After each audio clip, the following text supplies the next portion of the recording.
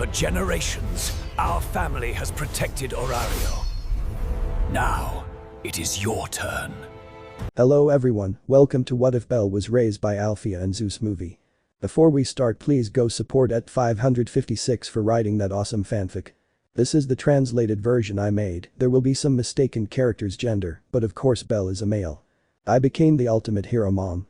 Bell Cranel, last son of the Zeus and Hera family, had achieved his goal, his objective, which he wished from the bottom of his heart when he was just a child, to be the last hero, so that his beloved stepmother would not suffer, to be able to give back a little of what she had given him, to be by his side, to make all the sacrifices that Alfia had to take for him worth it. A stagecoach traveled the rocky streets towards a small and rustic town far from Orario, the dungeon city. The horses moved forward, pulling the transport. A few days had passed since the trip had begun. Those who had undertaken it were three people. One of them was a certain idiot god who loved to make jokes and cause problems. His name was Hermes, who was in charge of driving the stagecoach. The other person was none other than Bell Cranel, who became the strongest adventurer in all of Orario and possibly the current world. Just 1 year after arriving in said city, the hero who defeated the Black Dragon, thus allowing humanity to rise victorious, achieving what the Zeus family and the Hera family could not many years ago. And last but not least, they were accompanied by a beautiful girl, with whom Bell had fallen madly in love during his stay in the dungeon city. Her name is… Hey. We're almost there. I hope Zeus doesn't kill me for all the trouble I made you go through. Bell, if he asks anything that might put my life at risk, give me a hand. I don't want to face your stepmother, Hermes said with a terrified look, but without taking her out of the way. I'm sorry Hermes-sama, but I think they are already aware of everything that happened in Orario this year, but don't worry, I highly doubt that you are the only one who almost died after what happened to Freya-sama, or rather sir. My mom will probably kill me for wanting to save her, but even so, I want to see her, Bell replied, watching as that mackerel in front of him became more visible with the passing of time and the trotting of the horses. I understand you, I haven't seen Zeus for a long time, even though I've caused him a lot of problems, he's still my best friend, replied the god, remembering all the moments he has lived with that old man. Why are they so afraid of your mother? I doubt she's that bad, the girl asked, tilting her head in disbelief, as she didn't understand the fear the two men felt. Hermes and Bell looked at each other for a moment and fell silent. Why, you'll know when you meet her, she's very overprotective of me. I still remember when she trained me to be an adventurer. Shortly after telling her I would be the last hero, it was hell. I think she did it to make me back down, Bell said, with his gaze downcast and dull eyes. Throwing a child into a cave full of monsters for several days, without food, and only with an old sword. The worst part is that was the beginning of our training, the white-haired man thought. That trauma would never be overcome, it seemed. I understand anyway, I want to meet her, after all, she was the one who raised the person I love most in this life, replied the companion, smiling tenderly at her partner. An extremely large blush spread across the boy's cheeks. You're right, I want them both to meet, the two most important women in my life, Bell said, kissing her forehead. Hermes remained silent, observing their romantic theatrics. Apparently Bell doesn't remember what Alfia told us before she took him to Orario last year, that if you bring a woman she will have to defeat me for me to approve her.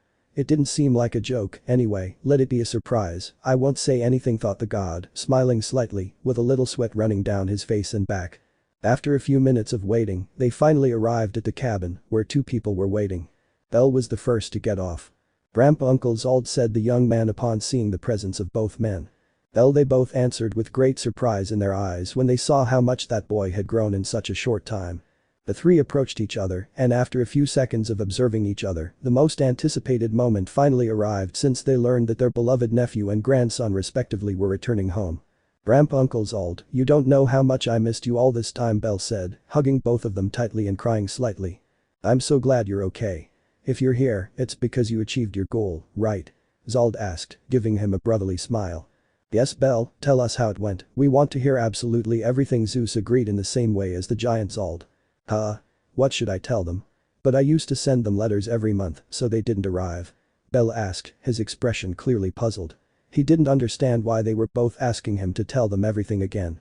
Bell, about receiving the letters, yes, we received them, but let's just say that Alfia always ruined them, Zeus replied, scratching the side of his head and laughing nervously. My mom? Why? The white-haired young man asked, not understanding why Alfia was doing such a thing. Simple, I wanted to hear your whole adventure firsthand. Right now she's sitting at the kitchen table, waiting for us to come in, and for you to start talking. Apparently she wants you to surprise her, although I'm scared. Please tell me you didn't do anything that warrants a gospel. I don't know how many more people crashed into the wall this poor cabin can take, Zald answered to his nephew's doubt, while massaging his eyes with his fingertips. Bell, hearing that, just gulped and started shaking like a chihuahua. I'll go buy the boards and nails, you go in, Hermes said, catching the eye of Zald and Zeus. Hermes, old friend, it's a pleasure to see you again. I won't give you such a warm welcome for the moment, but I gladly accept your offer. Alfia has a certain hatred for you, and if she sees you just starting what Bell will tell, she will be angry from the beginning, so go and come back in 1 or 2 hours if possible, Zeus expressed, accepting the suggestion of that god. Do I have to go too? A person asked from inside the stagecoach's cabin. Leaving that place, she was seen by Zeus and Zald. Oh, today we will all die, said the god with a dark look. The young woman asked.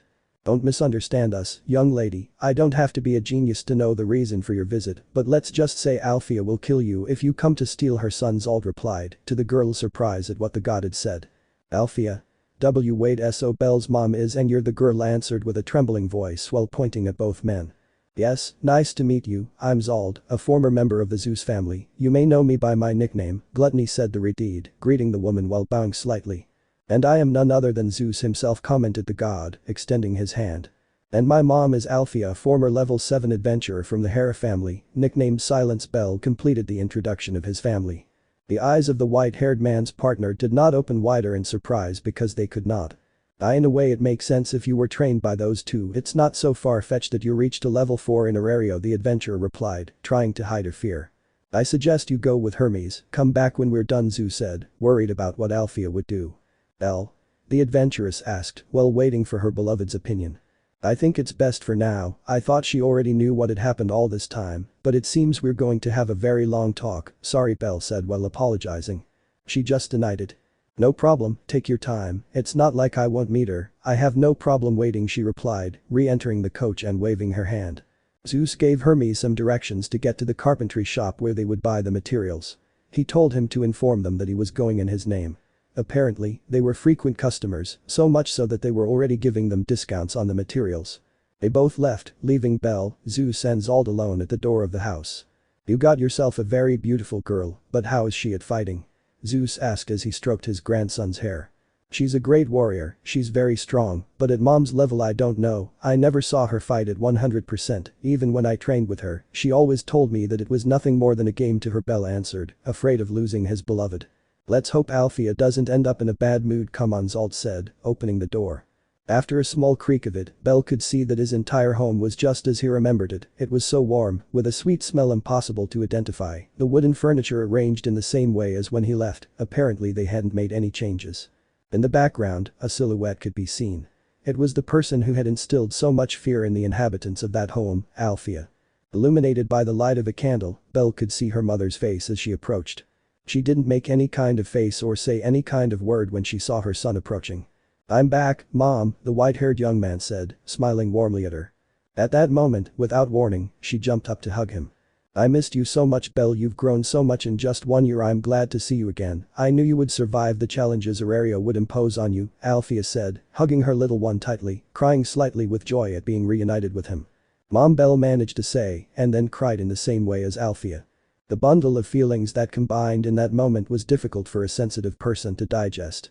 The reunion between a mother and son, how happy they both looked to see each other again after so much time, and knowing whether the goal of that young man who left this place had been achieved or not, created this atmosphere.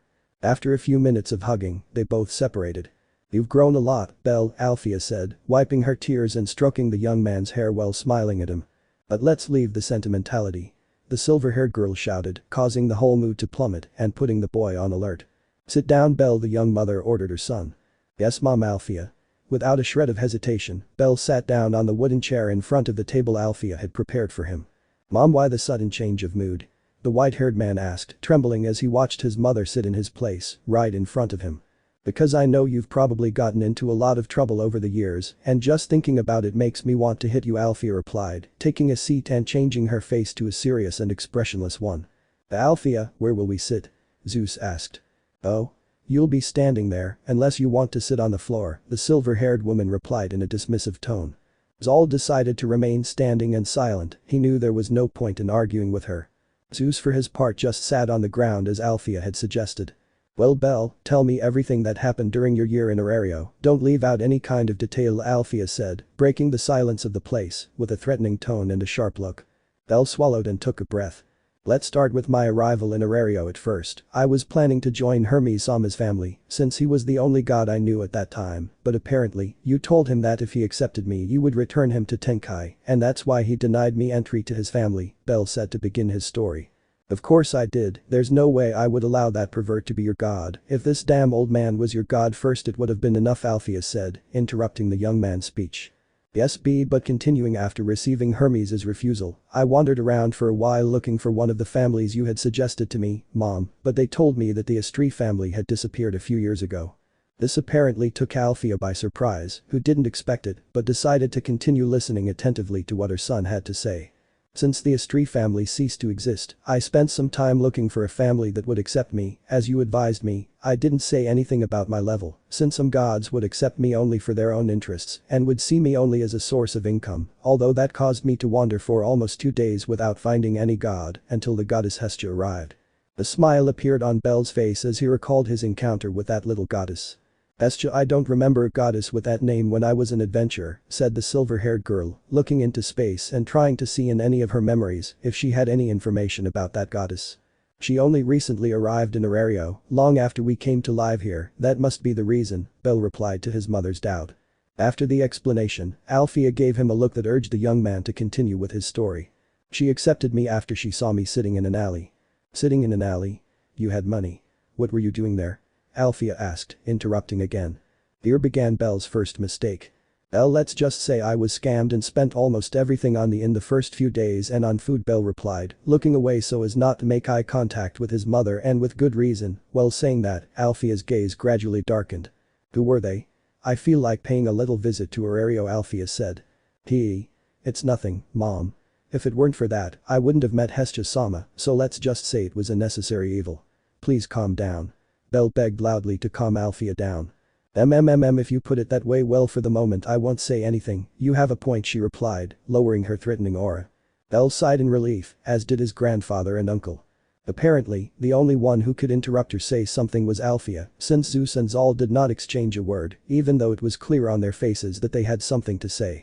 As I was saying, at that moment she became my goddess, and that's how my story as an adventurer in Arario began. We lived in an old church that was somewhat battered by the passing of the years, but we were fine anyway. I registered at the guild, where I met my advisor, Ina, a half-elf who always helped me. I think you and her would get along very well, just like you, Mom. She is very diligent when it comes to studying. She made me learn everything possible about the dungeon floors. Absolutely every detail. If it weren't for her, I probably would have had problems when entering it, although being level 4 I'm not so sure if that would be possible. The relatives listened attentively. When Alfia heard the name of a woman, she frowned slightly but remained silent. When Bell continued, his anger disappeared. Apparently he saw her as a friend only. On Zeus's part, he raised his thumbs and winked his eyes in the direction of his grandson. Since he managed to get close to an elf, Zald gave the god a small blow to the head, thus preventing Alfia from noticing it. When my goddess saw my status, she was very happy to see that I was level 4, but she was worried about the problems that this could cause. It was at that moment that I remembered what my grandfather had told me, that, when I got a god, I should notify him about my situation, and that he should go with Uranos to tell him about the deal that he and my grandfather had made. So that's what I did. Apparently the deal was that he would be in charge of hiding my status, making my status sheet show that I am level 1, and that, in each update, only my stats increasing and one of my skills would be seen, preventing people from knowing about Lyris Freeze. Hestia-sama accepted each term without complaint. She told me that she and my grandfather got along well in heaven, so she had no problem doing that favor for a friend. Good job, old man, at least you knew how to do it well. Anyway, Alfia said to Zeus, who was still sitting on the ground. I entered the dungeon for the first time and everything went quite well. I didn't have any problems on the first floors. It was boring to a certain point, since no monster presented me with a real challenge, but I couldn't go any lower, since it could raise suspicions about my true level. So a week passed until I had my first rival. It was a minotaur that was chasing some adventurers on the 5th floor. Apparently he was following them from lower floors, and that's how he reached the first floors of the dungeon. Without much problem I managed to finish him off and save the adventurers. When I finished with that monster, a golden-haired girl approached me. I think she was surprised by what I did. That's when I realized that I did exactly what I didn't want, attract attention, so I decided to run away without saying a word to her. "You did well," Alfia interrupted, with a look that showed pride. Bell just remained silent. After that, I avoided continuing to draw attention. My fauna continued to grow a lot, so much so that it was not difficult to think that in a few more weeks, it would go up to level 5 or level 2, according to my status sheet. After a couple of days, I met a waitress at the Lady of Abundance. Saying that, Alfia frowned again. She has always been a very kind person to me, as she gave me a magic stone that she had dropped on the street. My stomach growled, and she kindly gave me a bento. I didn't want to accept it, but she said that, as long as I went to eat at that place, there was no problem. I had no choice but to accept. "You are very easy to manipulate," Alfia said while sighing. I think the same, Bell replied. That day everything was normal. I followed Ina's instructions and finished my stay in the dungeon. That same night I went to the bar. There I was received well. All the waitresses were very kind and helpful. Sir served me, and I began to eat. The boss of the place filled me with several dishes. Apparently she thought I was a little thin. The atmosphere was calm, until the members of the Loki family entered. Among them was the girl I mentioned before. Loki familia, I understand. It's not unreasonable to think that they, along with the Freya family, would take their place as the strongest families in Arario. I thought that the Asterius family would do the same, but you said it disappeared, the silver-haired woman said to herself. Apparently they thought I ran away from the Princess of the Sword. Because I was afraid, they thought she saved me, even though that wasn't the case. A werewolf started calling me a coward or trash. Things like that. While Bell said that, Alfia once again emanated a threatening aura. "Calm down, Mom." I wasn't interested in the least in what he said. It was annoying, yes, but the Sword Princess interrupted him and told him that I was the one who killed the Minotaur. Although no one believed her, I felt happy to know that someone was defending me, Bell said, blushing a little at the memory of it. I finished my meal, paid the bill and left silently, not wanting him to recognize me. I continued going to the dungeon. I found out there was an event called Monsterphilia, and I decided to go. My goddess had a meeting with the god, so I went alone, until some of the waitresses from the Lady of Abundance intercepted me and asked me to give her purse to Sir. Apparently she forgot it and went to the event, as that was where I was going. I had no problem giving it to her, but I couldn't find her anywhere after that. My goddess and I met at the small fair, and she helped me look for Sir, but something strange happened after that. Bell paused. The silverback began to follow us. To my misfortune, I had no weapons to face him, and doing it with blows would attract even more attention, so I decided to flee with my goddess, but he followed us. We entered Daedalus Street to try to lose him, however, it did not work. It was at that moment when Hestia Sama gave me this black dagger, said the white-haired man, taking the Hestia dagger out of its sheath. Alfia took it and was extremely surprised. "It's a very well-made weapon, Hephaestus. This thing must be worth millions," the mother opined, observing every detail of it. "That's right, 200 million valis to be precise." Apparently my goddess made a deal with Hephaestus for the dagger, which became a debt for the family. Of course it was a lot of money, but in the end we paid it. Going back to the previous, with the dagger I managed to finish off the silverback without much trouble, and I saved my goddess, although she fainted when it all ended, so I had to take her to rest. "The silverback specifically followed you. I can't find a logical explanation," Alfia commented. "Nor us, but there's no point in thinking about it. I let him rest in the Lady of Plenty, and when he recovered, we went about our normal routine. Somehow, Sir offered me a book since I told him I had a day off. Unbeknownst to me, I had just read a grimoire." "The grimoire? I can't be mad at you, after all we never told you what that was," Alfia commented. "I wanted to return it, but Mamma Mia said it was the fault of whoever left it there and that I shouldn't worry, so I listened to her. I went to test my magic in the dungeon, but since I'd never had magic, I fell into mine 0. I expected it. It's the most normal thing when someone obtains magic," expressed the silver-haired girl, smacking her son for his irresponsibility. "I deserved it. Anyway, I was lucky that the Loki family, or at least 2 of its members, were there. The Sword Princess stayed with me until I woke up, but I ran away when I saw her. I don't know why. I wouldn't in a million years tell you. It was because she was making me a lap pillow, and that made me feel sorry. I want to stay alive until the story is finished at least." Bell thought as he finished that part. He took care of you. I have to admit that's very kind coming from those bastards," Alfia said, still angry about what happened between her family and hers. Why yes, when that ended, I had an encounter with a little hobbit. To make a long story short, she had problems with her family, the Soma family, and wanted to steal my dagger to pay the fee to get out of it, but I avoided it. Even so, I wanted to help her, although she didn't say it. She needed and begged for help. That's why I accompanied her to her headquarters, and it was there where the god Soma took away her fauna. Apparently such a fee never really existed. It was a lie. After that, she joined the Hestia family with me. From that moment on, she was one of my first friends and one of the people I trust the most.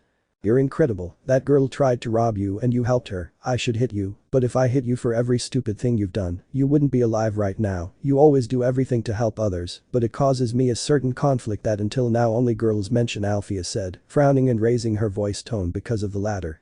Bell gulped and tried to quickly change the subject.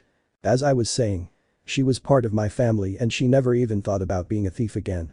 Apparently, while I was in the dungeon, I dropped a gift that Ina gave me, and that was where the sword princess was waiting for me. She had picked it up and went there to give it to me. When she gave it to me, she told me if I wanted to train with her. I accepted since she seemed very worried about me, I think. Yufufu, so you trained with her, huh? The silver-haired girl commented. It's not what you think, Mom. We're just training. Again, I can't mention the lap pillows. She was level 5 and I was level 4. It was clear that if I lowered my strength to that of a level 1, she would win, Bell said in his mind as he remembered all the times A's knocked him out. The week passed and I must admit that my growth thanks to it was very great, so much so that I improved my fighting style. When I was training for the last time, my first dangerous encounter happened. While I was going to the dungeon with Lily, an irregular minotaur appeared in the dungeon. I made Lily run away to get help, although it was more of an excuse. I couldn't fight at 100% if she was here. The fight was longer than I expected. That monster seemed to know what he was doing. He was a very good fighter. After a few seconds, to my surprise, the Loki family arrived along with A's, watching the entire battle. At this point I was not interested in hiding my strength, just finishing off that monster, which I achieved after transferring my magic to the blade of the dagger while it was inside the minotaur, causing it to explode and win. Everyone in the place looked at me with surprise. I just walked towards Lily and took her with me. Meanwhile I heard screams from that werewolf, but I decided to ignore them. When I arrived at my headquarters, my goddess saw that all my stats were in S or SS, even SSS, so, although a minotaur does not count as a feat for a level 4, she raised me to level 5. Apparently Urano said that it would raise more suspicions not to raise my level for that reason than to do it. You reached level 5 in a month and a half, impressive, but honestly I expected it. It's harder to level up here than in the dungeon, Alfia said, with a certain pride in her son's progress. Yes, I feel that if I had been trained in Aurario, I would be much stronger today. Leaving that aside, after my encounter with that minotaur, I met my best friend, Welf Krazo. He needed help to get down to the intermediate floors and thus develop his special ability as a blacksmith. Lily and I accepted without problems. I signed a contract with him where I became his client, although curiously, I never paid for anything he did, not with money, of course, just by letting him be part of our group. A few days passed and we found ourselves in a great series of problems. We had decided to reach the intermediate floors again, but a large number of monsters were chasing some adventurers from the Take Mikazuchi family. I decided to finish them off, and so I did, but Lily and Welf were injured. I decided to take them to Rivera to heal there, but while I was getting there, a Goliath emerged. I didn't have the chance to fight him since Welf and Lily needed immediate help. So I ran as fast as I could and arrived at Rivera, where the Loki and Hephaestus family were. Without realizing who was in front of me, I told him to take care of Lily and Welf and ran to fight the Goliath. Flashback. Take them to safety. I'll take care of the Goliath. Bell shouted at the adventurer standing at the entrance to the safe zone. He ran towards where the Goliath was trying to sneak in, and as he did so, his Argonaut ability, born when he reached level 2, began to give off a white glow in his hand. I hope this is enough. If I don't stop him here, he'll sneak into the safe zone. I can't allow that, thought Bell, running at full speed to hit the Goliath. Argonaut 60 seconds. Ooh. Firebolt. A large scarlet ray was born from the palm of the boy's hand, shooting out at the monster's body, who only watched a great mass of power that was going in his direction, remaining motionless. There was no escape, there was no way to evade it. His end had come. As soon as the lightning came into contact with the monster's body, it began to slowly disintegrate, leaving behind only a magic stone. I made it. I think the tiredness from before is taking its toll on me, he said to Bell as he felt his gaze slowly fade. Before he hit the ground, someone picked him up and carried him, but Bell was too tired to notice who it was. End of the flashback. And that happened. I defeated the Goliath before he could do anything. That person who saved me was A's, the princess of the sword. She took me to her family's camp so I could recover with my friends. After we were well, we left Rivera. I would have liked to get to know him better on that occasion, but it was not the time or the place. I'm not even crazy to say that my goddess worried about me, and that's why Hermes Sama and company came to Rivera to look for us, much less will I tell what happened at the lake. My mom would kill me if I told, and then she would kill Hermes Sama for having gotten me into that mess. The only thing worth saving from that experience was that I got to know Ryuu better, thought Bell, skipping those important details naturally. Note. Here, while Hestia went to Bell's rescue along with the Take-Mikazuchi family and Hermes, along with Ryuu, the events about the Black Goliath and more did not happen. You defeated a Goliath with one blow, there's no doubt you're my son, Alfia said, proud of her son's achievement. Why yes, although, if it weren't for Ace, I could have died, I owe her a lot, Bell answered, smiling tenderly, so much so that it was impossible for Alfia to get angry. Maybe I'll thank you when I see you, Alfia said, to the surprise of the three men in the house. What? The silver-haired girl asked when she felt their gazes. And nothing, they answered in unison. In this way, the journey continued to be narrated, everything happening calmly and normally after the meeting in Riviera, until one day, a small problem arose with the Apollo family. Apollo, that damn perverted god, Alfia said, angrily hearing the name of that god. What happened with him was that he wanted to provoke me to start a war game between the families, or rather, have a real reason to start it. I didn't pay attention to the provocations, but apparently, they were willing to do anything, so much so that their captain went directly to attack me. Flashback. In The Lady of Plenty, we could see Bell being grabbed by the collar of his shirt. What? Do you have a problem with us, damn kid? Jacinto asked, without letting go and with an air of superiority. No, honestly, I have little or no interest in what you do or how you lick your god's boots, but don't get me involved in your shit, Bell responded with a cold and threatening tone, courtesy of his mother, since Alfia taught him to intimidate people. Everyone in the room was surprised by Bell's response. Ugh. Damn it. Jacinto said, throwing a punch at Bell, which was blocked. The adventurers were immediately surprised at the scene, and it was no wonder. A level 2 blocked a level 3 attack as if it were walking. You know. I know they're trying to provoke me. I know about your god.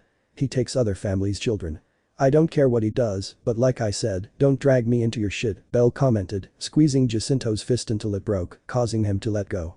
Note. Poor Jacinto, facing a level 5, who hits like a level 10 and only lasts like a level 20. Bell left the place, followed by Lily and Welf.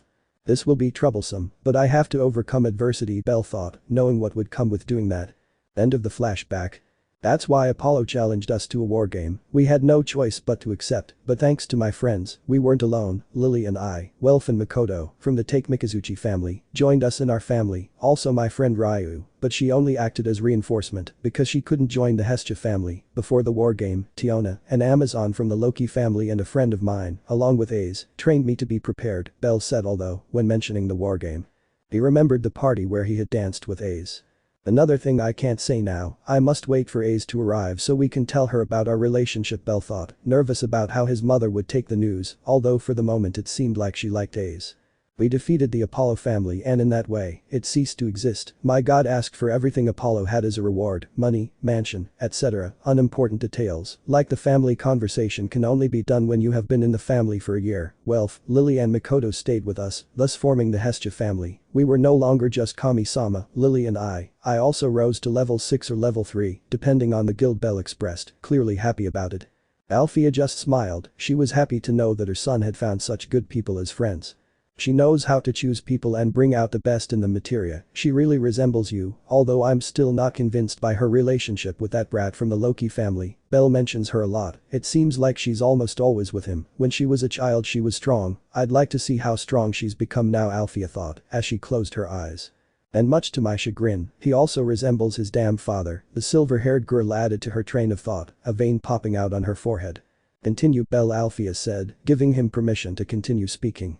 Bell apparently remained silent for a moment, trying to gather his courage, shaking like jelly and turning red. Bell? Alfia asked when she saw the young man's lack of reaction. Mom, before we continue, do you promise me you won't get mad? Bell asked, his voice cracking and sweating profusely. This took Alfia by surprise, who didn't understand that. I don't know why you're getting like this, I don't think you've done anything worse than what you've told me so far. What did you do? Go to the pleasure district? The silver-haired girl said sarcastically, almost mocking it, since there was no way that could have happened, right? Zeus, Zald, and Alfia all laughed, but their laughter died down when they noticed Bell remained silent, his gaze downward, his eyes simulating swirls. It was there that all the laughter and fun turned into extreme terror that ran up the spines of those present. Bell, did you go to the pleasure district? Alfia asked in a graveyard tone. Why yes, but Bell replied, trying to excuse himself, but he didn't have time to do so. Boom. A loud bang was heard as far away as Arario. It was Alfia, who had punched Bell in the face. Gospel. Qa. After that hit, Bell crashed into the wall. What the hell were you doing in the pleasure district? Alfia shouted angrily as she approached to hit Bell. Wait, Alfia. Zeus said, but he was hit anyway. Wait, Alfia. Think about it. If he knew you'd act like that, why would he tell you? He must have had a very important reason, Zald said, standing between Bell and Alfia. I'm not interested. He went to the damn pleasure district. He doesn't have to go there even if it's a reason for life or death. I'm not going to let him become his father. Over my dead. The silver-haired girl screamed again with uncontrollable fury. Mom, I went because a girl was taken there against her will, a friend of Makoto's, Bell said, spitting blood. Bell spat out what appeared to be a tooth and stood up. Makoto helped us in the war game and she's a friend to me, I had to help her. You can hate me for doing it, but I don't regret it. Besides, I didn't do absolutely anything, continued the white-haired man. This seemed to surprise Alfia, causing her to calm down slightly. I understand, I'll trust you, continue, said the mother, returning to her seat. Bell did the same while Zald pulled Zeus out of the wall, who didn't seem to show any signs of life, but after throwing a glass of water on his face, he woke up as if nothing had happened. It was there that he recounted what had happened to his friend Haruhime and how he met her after a time of searching where he encountered Hermes and a group of troublesome Amazons from whom he escaped before anything could happen. I promised her that I would rescue her from there, even without knowing that it was Makoto's friend. She seemed really sad to be there, I couldn't leave her in that place, so I escaped with her, but that happened. That? Alfia asked with a bad feeling inside her. The Freya family attacked the Ishtar family that same night, killing their goddess. That was how Haruhime was finally able to be free. She didn't understand why the Freya family would attack the Ishtar family until it was proven that she was helping Evilus in order to kill the Freya family, but anyway, I felt that it wasn't just because of that, although I decided to ignore that subject. Upon arriving at headquarters, Makoto told me that Haruhime was the friend we were looking for. Apparently, she was sold for something she didn't do and ended up in the pleasure district.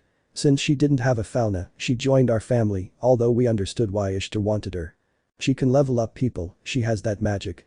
The surprised faces of Zeus, Zald and Alfia were not long in coming at that news.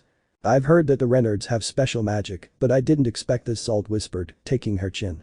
We didn't know either, that's why we decided to keep that matter a secret with the help of Uranos, Bell replied to his uncle's words. A smart decision, I don't want to imagine what Loki or Freya would do with that information, Alfia said. I doubt that was the reason why Freya attacked Ishtar. After all, the two of them have always had a relationship like that. All that was needed was an incentive for everything to turn into a war. Knowing that they were members of Evilus and that they were planning to attack her family, they had more than enough reasons, Zeus mentioned with a clear understanding of the actions of both goddesses. Although, I decided to ignore the subject soon after I found out why he really did it, but I think it would be better to say it at the right time. The young man interrupted his grandfather's words.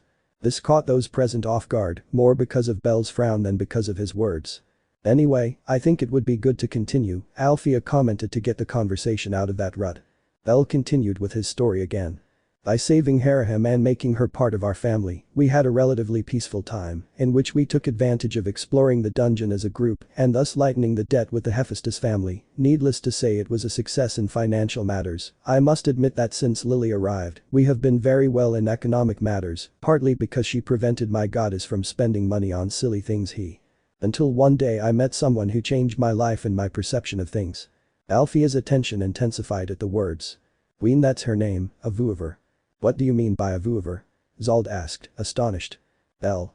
I know I told you to start a harem, but not a harem of monsters. What did I do wrong to make you have a monster fetish? Zeus said, shaking Bell. Damn old man, shut your mouth. Alfia shouted, hitting Zeus again. You better hope that monster fetish thing is nothing more than a joke from that damn perverted old man, the woman added with a terrifying look in the direction of the person to whom those words were directed. It's not about that. It's really not about that. The young man justified himself, shaking his head and hands. You won't believe me without seeing it, but there are monsters capable of feeling, capable of speaking, being friendly. They are known as Xenos. They are a group of intelligent monsters that Uranos protects, trying to fulfill the dream they have to live on the surface and coexist with humans as equals. But going back to what I was saying, I met Weine one day. She looked terrified, afraid, tears in her eyes. She was attacked by other monsters, and I couldn't leave her there. So I took her up with me to the surface. I think I know where this is going. You did something really stupid, Bell. Too stupid, Zeus reproached. I'm sorry, Grandpa, however, I don't regret having done it. She was scared and needed help. How can I dream of being a hero if I'm not capable of saving a little girl in front of me? Bell responded with great confidence in his words. Alfia remained silent, she wouldn't give a verdict without first hearing the full story. It wasn't difficult to get my family to accept her, we had her at the mansion for some time, that's where I gave her her name, we all grew fond of her until we received a notice from Uranus, in which they told us that we had to return her, and he gave us a map, that's where we met the rest of the Xenos, whom I consider my friends and comrades in arms, but something happened that none of us could foresee. The Akelos family kidnapped them and released Weine without her forehead jewel, causing a stir throughout the city, which I had to stop. Flashback. In the middle of the city, a great chaos had broken out, a Vuiver was out of control, destroying everything in its path. Bell, after stopping Akelos' plans, went to stop Weine, but he encountered the worst people at that time, the Loki family. Weine was cornered, with Finn's spear buried in one of her wings, they were getting ready to finish her off, but someone got in the way. Bell is named upon seeing the presence of the white-haired young man, extending his arms, preventing them from attacking the monster. "What are you doing?" Finn asked, not understanding what was happening. Bell knew perfectly well that even though he was level 7 and practically the strongest adventurer alongside Otter at the moment, the Loki Familia wasn't something he could handle without resorting to 100% of his power, something he didn't want to do. "She's my prey," Bell shouted, detaching the brave spear from Weine's wing, letting her escape. Bell ran after her to try to put the jewel back in its place and calm her down. The young man could see the faces of everyone in the place, they were stupefied by what he was doing, although the reaction that hurt him the most was Aze's, who seemed unable to believe what she was seeing.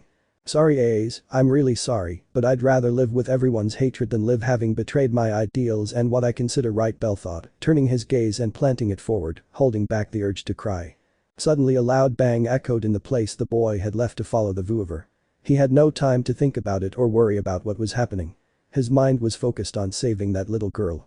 The large flurry of attacks from several magicians were heading towards her, Bell blocked everything using her own magic, thus causing several damages to adventurers and buildings. "Explain to me what's going on, Bell Cranel," a voice shouted behind the young man. "I'm sorry Lafia, I can't do it, not now, I have to reach her, I have to, it's not too late, the white-haired man said in his mind, ignoring that request. Weine was led into a trap, right into the monster coliseum. "Wait, Weine. Weine," Bell shouted, trying to warn her about the trap, but it was too late. The large number of spells were cast by the mages surrounding the circumference of the site, thus causing great damage to the little monster. "Weine. The floor is collapsing," Bell shouted as he ran to her to hold her, but fell with her. When she finally stood up she noticed the damage was done, that little girl was disappearing, her magic stone was breaking. "No. No. No," the white-haired man denied, hugging the girl's body. "Bell, I'm sorry," Weine said, her strength reduced. "Calm down, don't worry, I'm fine, so Weine," the boy replied with a broken voice. "Sometimes I dream a dream where no one comes to rescue me, a nightmare, but this time there were people who came to help me, it made me very happy," said the Vuiver, with a smile on her face. As he finished those words, the magic stone could no longer resist and broke, leaving behind only a large amount of dust. Bell knelt down and cried, until a voice startled him. "Uncharted area, the forbidden wall. On this day, I disobey heaven's code. Pious as Asclepius, Salus as Chalice. Your voice forcing the healing power to arrive, I desire it despite the weight. King's tribunal, thunder of condemnation. If you are burned despite God's providence, confront your own hell. Open Cayman, beyond the river of the underworld. Here, dark king. I wish to cross the threshold of madness. Stop unexpected tears, scattered lamentation. The price has been paid. Light of the path. For the sacrifice given in the past, I want the elimination of senseless desire. Oh, I do not look back." The large tower of light extended from where they were to the sky, the one responsible for that was Fels, who had used an ancient magic, which was capable of breaking the laws of the world, which was capable of reviving someone. Weine's jewel began to shine in the same way until a sphere of light formed around it until the miracle happened. Weine had revived. End of the flashback. An unknown magic, which had never worked in centuries, it did it when I needed it most, when I wanted it most. Luck is a damn bastard, haha. Sometimes I don't know if I'm someone very lucky or just plain unlucky. Bell finished with that phrase, wiping away his tears from remembering that moment. Alfia remained silent at what her son had told her. Until suddenly she hugged him. "It must have been hard, right? I can't imagine everything you suffered because of that. I won't judge you, you did what your heart felt was right. I can't say anything more than I'm proud," expressed the silver-haired woman, while stroking her little one's head. Those words were enough to keep the hug going for a long time. Bell didn't want to leave her side. Even though many months had passed since that happened, he was still reeling from the trauma of seeing that little girl die. I wish I could tell you what happened after that, but it would make things worse for Ace. Flashback. If you make someone cry, I'll kill all the monsters, said Ace, who was in front of Bell, pointing her rapier in his direction. Bell covered Weine behind him, the plan to return them to Nos had reached its critical point. Well then, this will be it, Bell said, raising his aura when Ace launched herself to attack him. A large amount of sparks flew out from the clash between Hestia's dagger and Ace's sword. Weine. Go away. I'll take care of her. Bell pleaded, blocking all of Ace's attacks. Weine hesitated whether to leave or not, but she knew that if she stayed she would only be in the way. Ace, seeing her target leaving, tried to evade Bell, but something happened she didn't expect. Firebolt. The young man shouted in her direction, blocking her way. The sword princess couldn't even see the moment when Bell rushed to attack her after that. This Ace, I really don't want to do it, I mean it, but I won't allow you to touch Weine, even if that means having to fight you with all my strength, said the white-haired man with a threatening tone, which made Ace's arm tremble. Bell's strength suddenly began to increase, so much so that it was impossible for Ace to even get close to him or respond to his attacks. She only dedicated herself to blocking the attacks she could. What's wrong? Why can't I fight? He's only a level 3, I'm twice his level, Ace thought as she was overwhelmed by Bell.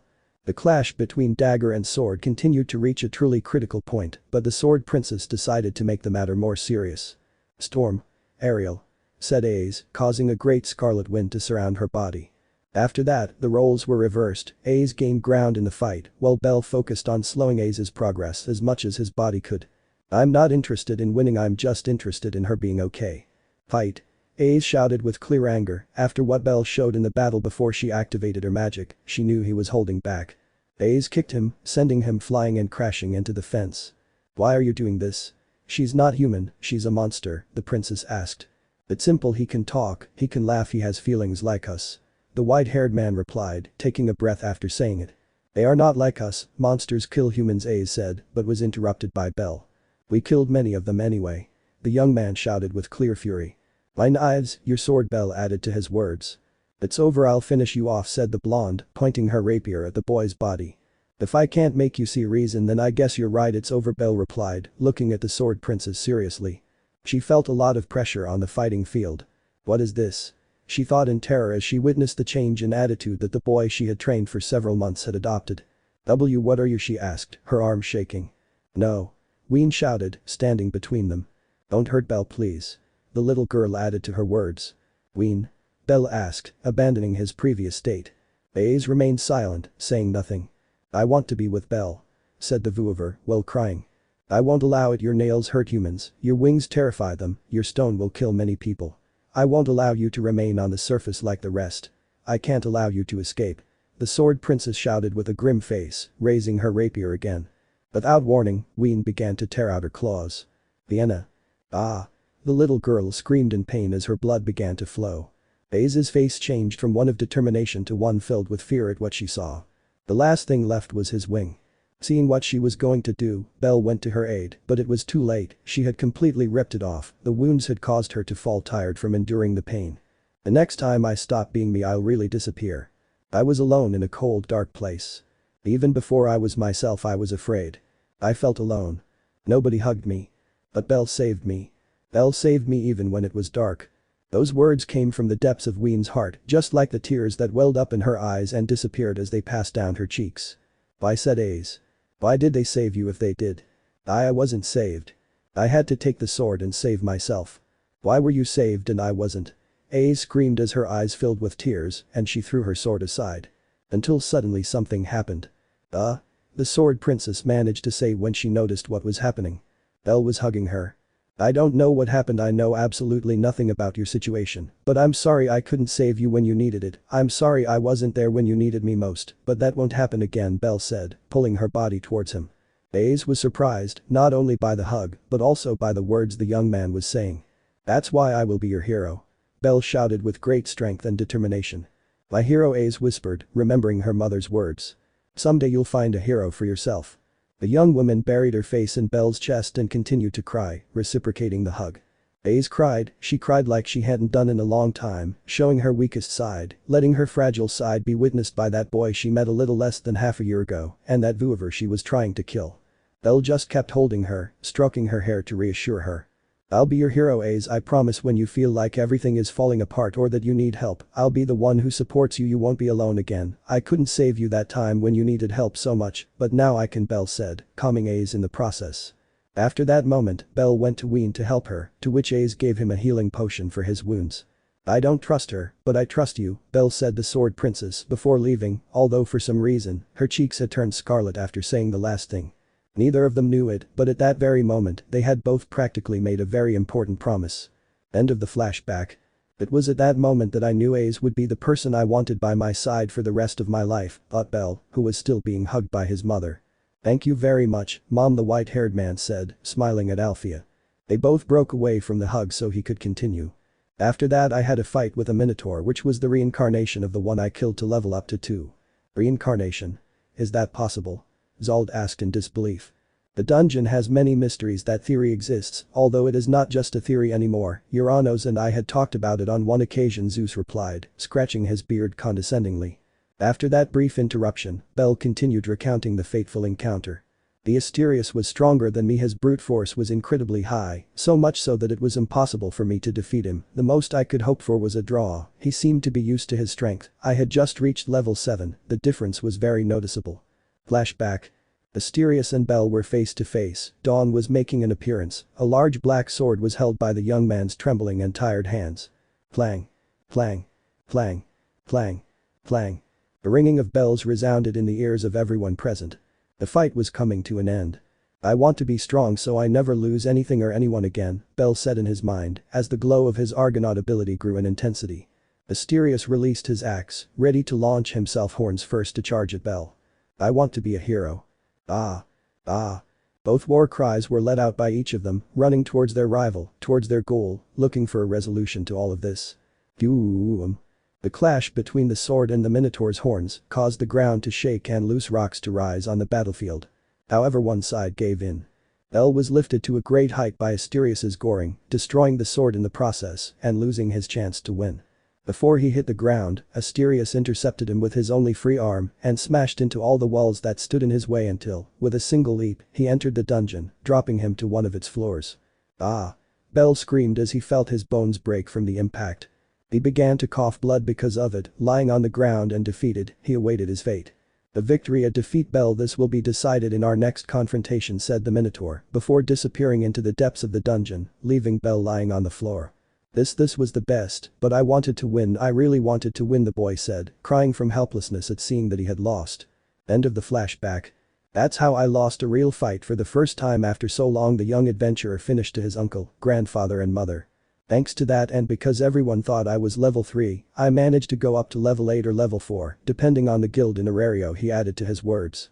A minotaur with such strength is impressive, but more impressive is that you managed to stop it. If it is as you say, you must not have had much room to maneuver when fighting against it, so I can't criticize you at all. You fought fiercely, and, although you didn't win, you protected the people of Arario, Zald expressed, patting his nephew on the back.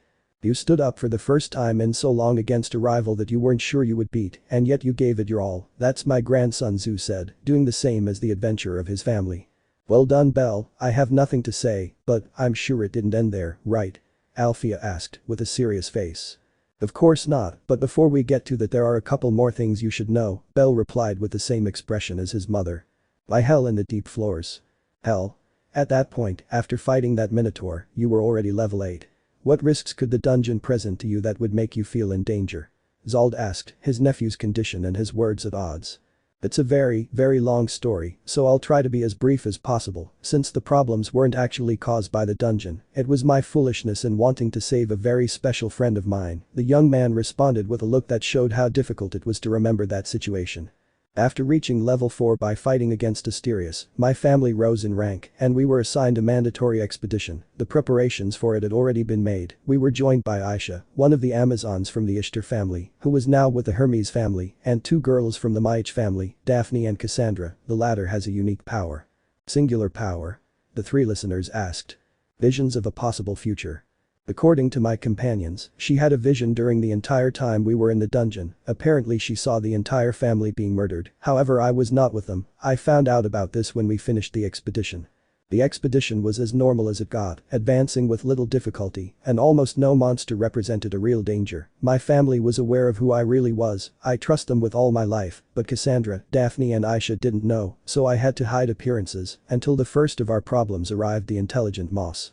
A monster capable of increasing its strength by consuming magic stones. It was a real problem to fight against it since we separated. At that moment I met another Xenos. Her name was Marie, the mermaid, who helped me find my friends. They were having trouble fighting, and sooner rather than later I defeated it to avoid problems. I could now give myself some freedom, because it was not necessary to hold back against a monster like that.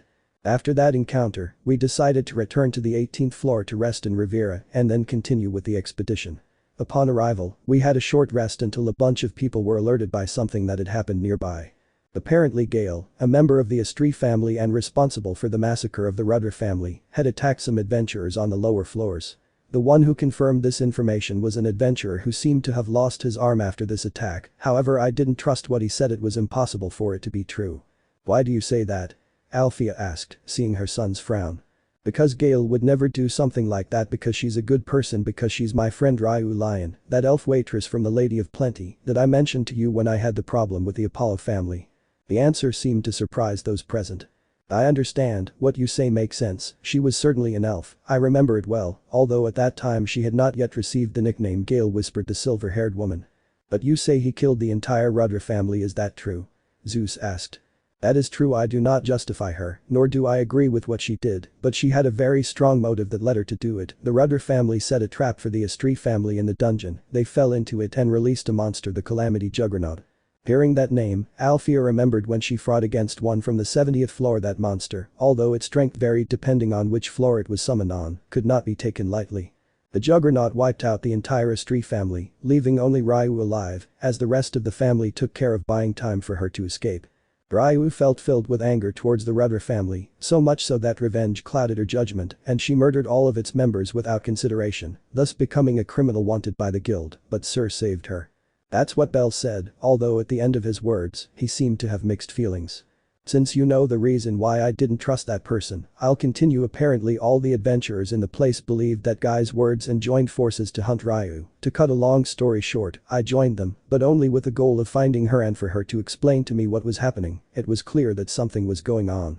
Anyway, we found her fighting against several adventurers, although I should say I found her. It was there that she confessed that she was not responsible for the attacks on the other adventurers, but right after that man from before arrived, at that moment Ryuu recognized him. He was part of the Rudder family, his name was Jura, and Ryuu was the one responsible for having taken his arm, but several years ago. He was seeking revenge for what happened to his family. He was also a monster tamer, so he summoned a giant snake, the Lambton, to fight us. There was no way I could keep hiding appearances, so I launched myself at that snake without measure. I was about to win, but several explosions resonated in the place, destroying a large part of the floor and causing the dungeon to scream. After that scream, the dungeon released the Juggernaut, right? Alfia asked Bell, surprising the latter.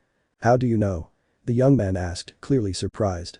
"Bell, don't think that in 1 year in the dungeon you saw more things than me, besides it matches the occasion when I faced a similar Juggernaut," the silver-haired girl responded, but it seemed that she didn't intend to say more. At the same time as the Juggernaut, several adventurers arrived, but they were massacred in the blink of an eye by that monster. I couldn't do anything to save them, although I could still save Ryuu. Flashback. A sea of blood spread across the floor, body parts sprawled out on the site, and a nauseating smell made the survivors' stomachs churn. Apparently, Jura tried to tame the Juggernaut, but his plan had not gone as he wanted, and he had been killed by it. "Ryuu, can you keep a secret?" Bell asked as he gripped his dagger tightly. I don't think it's time for things like that, Cranel-san," she replied with a slight tremble in her grip on her sword. "Ryuu, you are one of the people I trust the most, that's why I'm going to tell you this," the white-haired man commented, bringing the elf out of her trance. "I'm actually level 8, that's why I implore you to run away and leave this to me," he added to his words, making Ryuu open his eyes completely. "You're not lying," she whispered. "Exactly, so go away," Bell shouted, launching himself towards that monster. That sound spread throughout the dungeon as Hestia's dagger struck the monster's skeleton, cracking it slightly. "Ah!"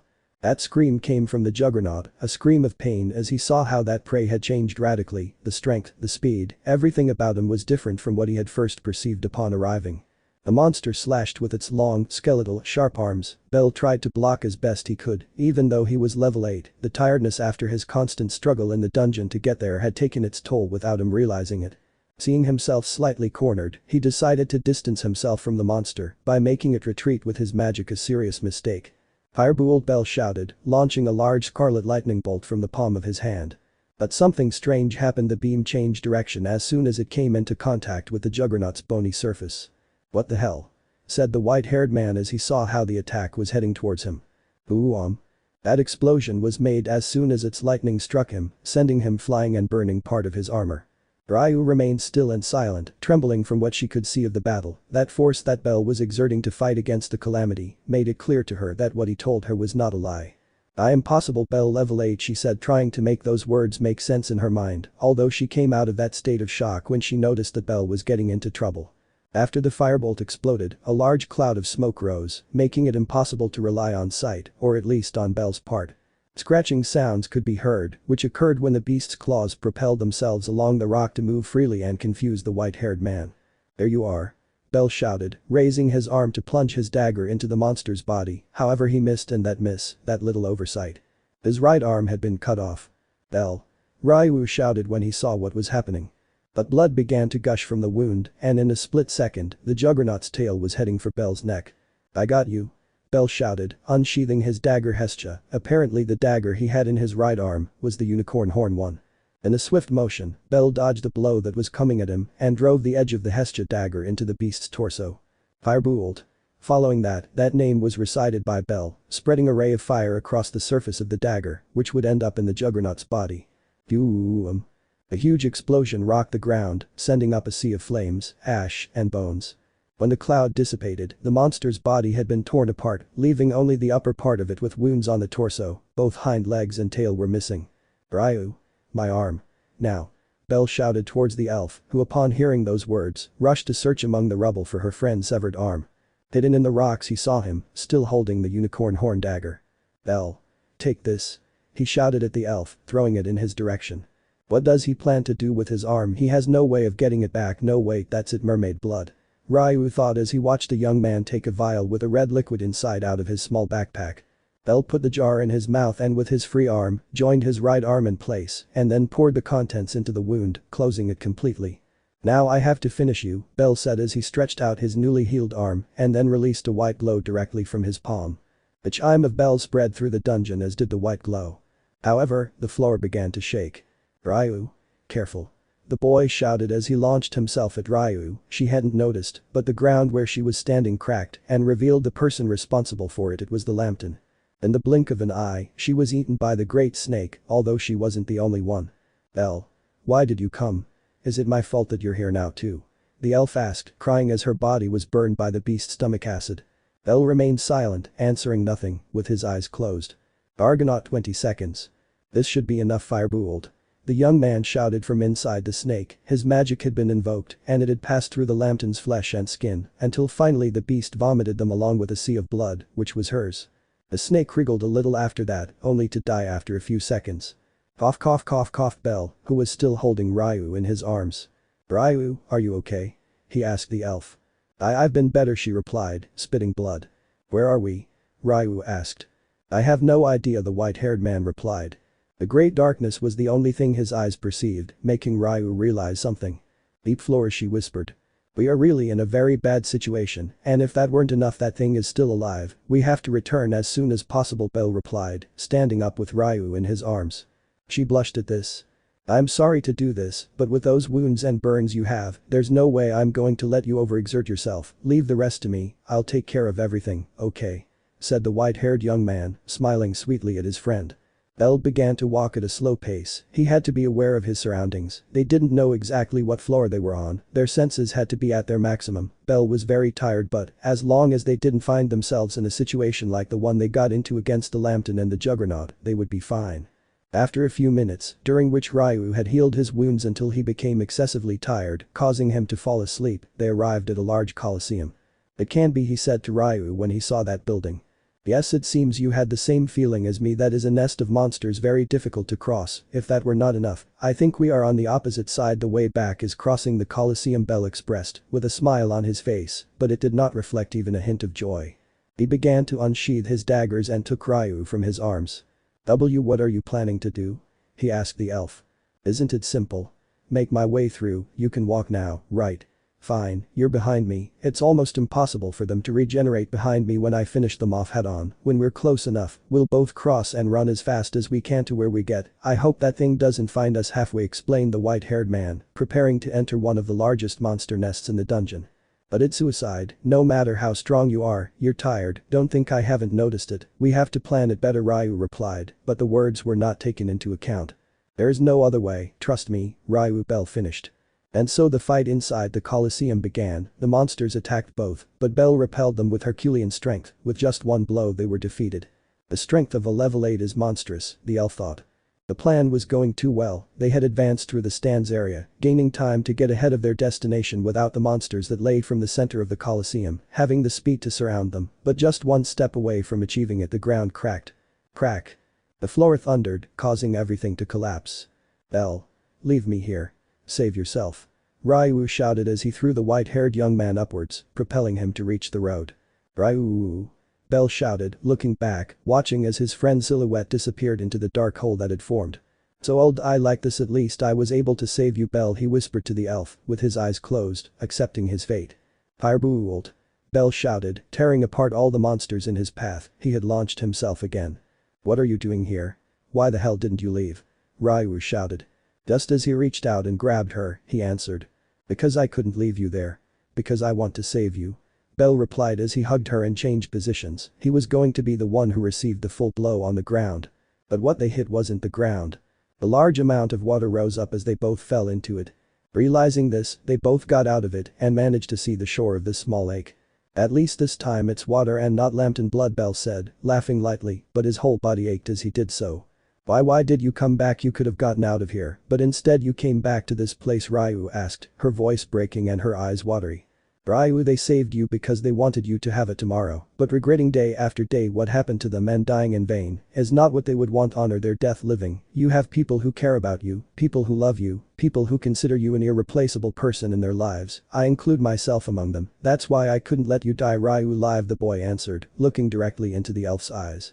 She felt her confidence return, remembering everything she had lived. Even so, the next image she saw was that of the people who had given a new meaning to her life after losing everything that mattered to her. Sir, Lunwar, Anya, Chloe, Mamma Mia, Bell, they were, more than her friends, her new family. You finally realize it, Ryuu, you're not alone, the white-haired young man said, taking his friend's hand. But that moment was interrupted when a roar was heard above them. It's coming from the 36th floor, we're near the path, it's the Juggernaut, Bell said, running to that place.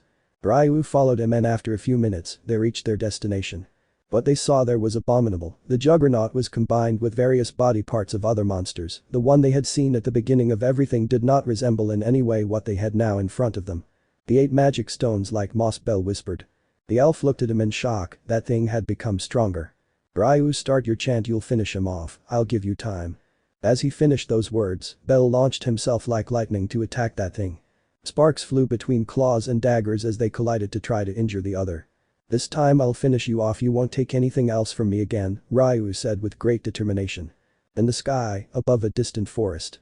Ryuu began to recite her concurrent chant while launching slashes with her sword at the same time that Bell did them with his daggers. Those attacks were blocked by the Juggernaut, but no longer with the ease of before. It seemed that the elf's strength had increased. A multitude of stars scattered across the clear sky. He continued with his chant, dodging the Juggernaut's attacks at great speed and counter-attacking with the same intensity, while Bell cornered him and prevented the monster from touching Ryuu. Give my reckless voice the blessing of the fire star. Ryuu suddenly noticed how the monster was retreating in fear. He couldn't see the elf's position, and his movements were hampered by the boy's strength. And grant compassion to those who have abandoned you. Ahead, sheer wind. Nomadic traveler who crosses the skies and the desert. The chant was ending, and the monster's desperation was evident as it attacked without any pattern, like a child throwing a tantrum. Take the dust of the stars with you and destroy my enemies. Ryuu landed right in front of the Juggernaut, and a great glow emanated from his body. The white-haired young man knew that this was the signal to retreat. Luminous wind. The elf shouted, and the glow that was released increased in intensity. The great burst of light charged at the monster, which was overwhelmed by it, waiting only for the final blow from its executioner. Asterius sama allies Kagaya Lyra, I will always be grateful to you for giving me a place to belong, but it's time for the past to no longer hold me back, thought Ryuu as he raised the blade of his sword, while an image of his former family passed through his mind, causing slight tears to form in his eyes. In one swift motion, the Juggernaut was torn to pieces once and for all. This will be my rebirth, the elf thought, standing for a few seconds, before slowly collapsing from exhaustion. I've got you, Bell said, taking her in his arms. We did it, Ryuu, he added to his words. Both were about to give up from exhaustion until some people came to their aid. Here they are, they shouted as they approached the two of them, and at that moment everything went completely dark. End of the flashback. And that's what happened, my hell in the deep floors. Fortunately our companions came to save us when we needed it most. After that, we were hospitalized for a few days. I would like to say that I'm fine, but my right arm is not completely healed. Sometimes I don't feel part of it, although it's not a problem for its mobility. Fighting all day without any rest, at the limit of your senses and abilities, there is no doubt that you were in the deep floors, falling into the Colosseum, and surviving is not something that many adventurers can boast, although I went to that place to train, Zald said, scratching his head. You saved that elf again, getting into trouble for saving a girl. It seems that only for them you decide to take risks. This is becoming repetitive, Alfia expressed, angry about that fact. It's not my fault, they're just girls. It must be a coincidence. Bell replied, trying to justify himself. I would call him a lucky pervert, ha ha ha ha. Zeus commented, hitting his grandson's back. Another blow was dealt to the god. Last warning blow, old man, said the silver-haired woman, in a dark and threatening manner. Was that a warning shot? Bell thought as he watched his uncle pull Zeus from the rubble. We should make this house out of adamantite, it would be cheaper than continuing to repair it daily, Zald thought. Alfia returned to her seat for the millionth time. With a single look she made it clear to Bell that he should continue with his story. To tell what follows I must return to something I mentioned before. Remember, sir? The waitress from the Lady of Plenty who gave me a bento every morning, Bell asked. Yes, one day I will talk to her, woman to woman, the overprotective mother responded threateningly. She asked me out on a date. I'll definitely go kill that creep, Alfia added as she raised her fist. Calm down, Mom. There's a lot more to tell, but above all, I must tell you that she is Freya, the white-haired man replied, making everyone open their eyes in surprise. They couldn't believe what they were hearing. Freya? The three asked. Yes, the goddess of beauty, Freya. She set her sights on me when I arrived in Arario. At that moment, Bell explained how that goddess was related to many of the problems he had encountered since his arrival in Arario, and how he learned of her true identity. Apparently, she can see the soul of all people and saw something in mine that caught her attention. That's why she tried to make me fall in love with her, but she couldn't because her family wouldn't let her leave the Tower of Babel without surveillance. That's the reason why she took on the appearance of Sir, to get closer to me. Alfia tried to remain calm in the face of all this information bomb. However, inside she was wanting to kill that goddess for all the trouble her son had gotten into thanks to her intervention. But it all went down the drain when on our date, or rather, at the end of it, I rejected his confession. Note. Here everything happened exactly the same, up to the training with Daddy Hedon, only Bell gave into it, he was not forced. Knowing Freya, this can only end one way. She has never been denied anything, but you rejecting her must have affected her, Zeus expressed seriously. One would think he would say something stupid, but, apparently, he understood the seriousness of the matter. And you're not wrong. Flashback. The date was over, Sir had been rejected, Bell had gone to see what happened with her friends, the waitresses of the Lady of Plenty. In that same place was Ace, with whom he wanted to talk, as well as with Ryuu. Once the three of them were gathered, the conversation began. I rejected Sir, Bell said, after recounting what had happened yesterday and in the morning of that same day. Both Ryuu and Ace were surprised by this. Before he could even say anything, a chill ran down Bell's spine. Careful. The white-haired man shouted, pushing both of them aside. The loud bang was heard by both girls, who were reintegrating, and that's when they saw what had happened. It was Otter. He had thrown a punch in the direction of Bell, who was blocking the attack with both arms. Oze's face was deeply shocked by what was happening. He couldn't believe that boy was repelling his attack. Bell. Ace and Ryuu shouted, trying to go to his aid. Ryuu. Go with Ace to where my family is. I have a very bad feeling. The white-haired man responded, alerting the king, who began a large series of attacks towards Bell. But Bell. I won't leave you alone. Ace shouted as she approached to attack Otter, but was stopped by the elf. Sword Princess, believe me when I tell you that he will be fine. We must go with the Hestia family, Ryuu interrupted, pulling Ace's arm. But before saying anything, she noticed that Bell was blocking all the attacks from the captain of the Freya family, with some difficulty, but he was doing it, something that Ace, not even when she trained with him, could do. Okay, I'll come back later, Bell the sword princess whispered as she ran at full speed. After the two of them left the place, the boy knew it was time to put things in order. Otter. Why the hell are you doing this? Bell asked, dodging the bare fists of the great adventurer, who was known as the strongest in the world, although it was a vile lie. I'm just following my goddess's wishes. Bose replied, trying to land a hit. I have nothing to do with your goddess. The white-haired man replied, hitting Otter with great force and separating him from him. He was terrified to see the strength of that boy, he couldn't believe what was happening, a level 4 was fighting with a level 7 toe-to-toe. Otter launched himself again but was met with a strong blow to the face that sent him flying again. Sorry Otter, but with you I can't hold anything back, I have to go all out even if it's an unfair fight, Bell commented, with a serious look. What the hell are you, Bell Cranel? The king replied, seeing the child standing there who had caught the attention of his goddess. I don't know your reasons for doing this, nor those of your goddess. A growing aura emanated from Bell's body. But if they hurt the people I love. If they hurt those I care about. The young man approached Otter, who desperately tried to attack. In a swift motion, he slammed Bose's face into the ground and kicked him there and then, sending him flying and crashing into the wall of one of the buildings. At that moment, when Otter opened his eyes, he saw at that silhouette, he felt the presence of that woman. Silence, he thought. I will not forgive them. Bell shouted, striking the captain of the Freya family at overwhelming speed. 5. 5. 5. 5. The ground rumbled with each impact of Bell's fists with Otter's body, causing vibrations in the floor and making the entire street tremble. Seconds passed and the young man finally left Otter wounded, both physically and mentally. If your family did something to mine they'll regret it, Bell said, with a grim look. Save, Otter whispered. Bell replied. Save my goddess, those words echoed in Bell's mind.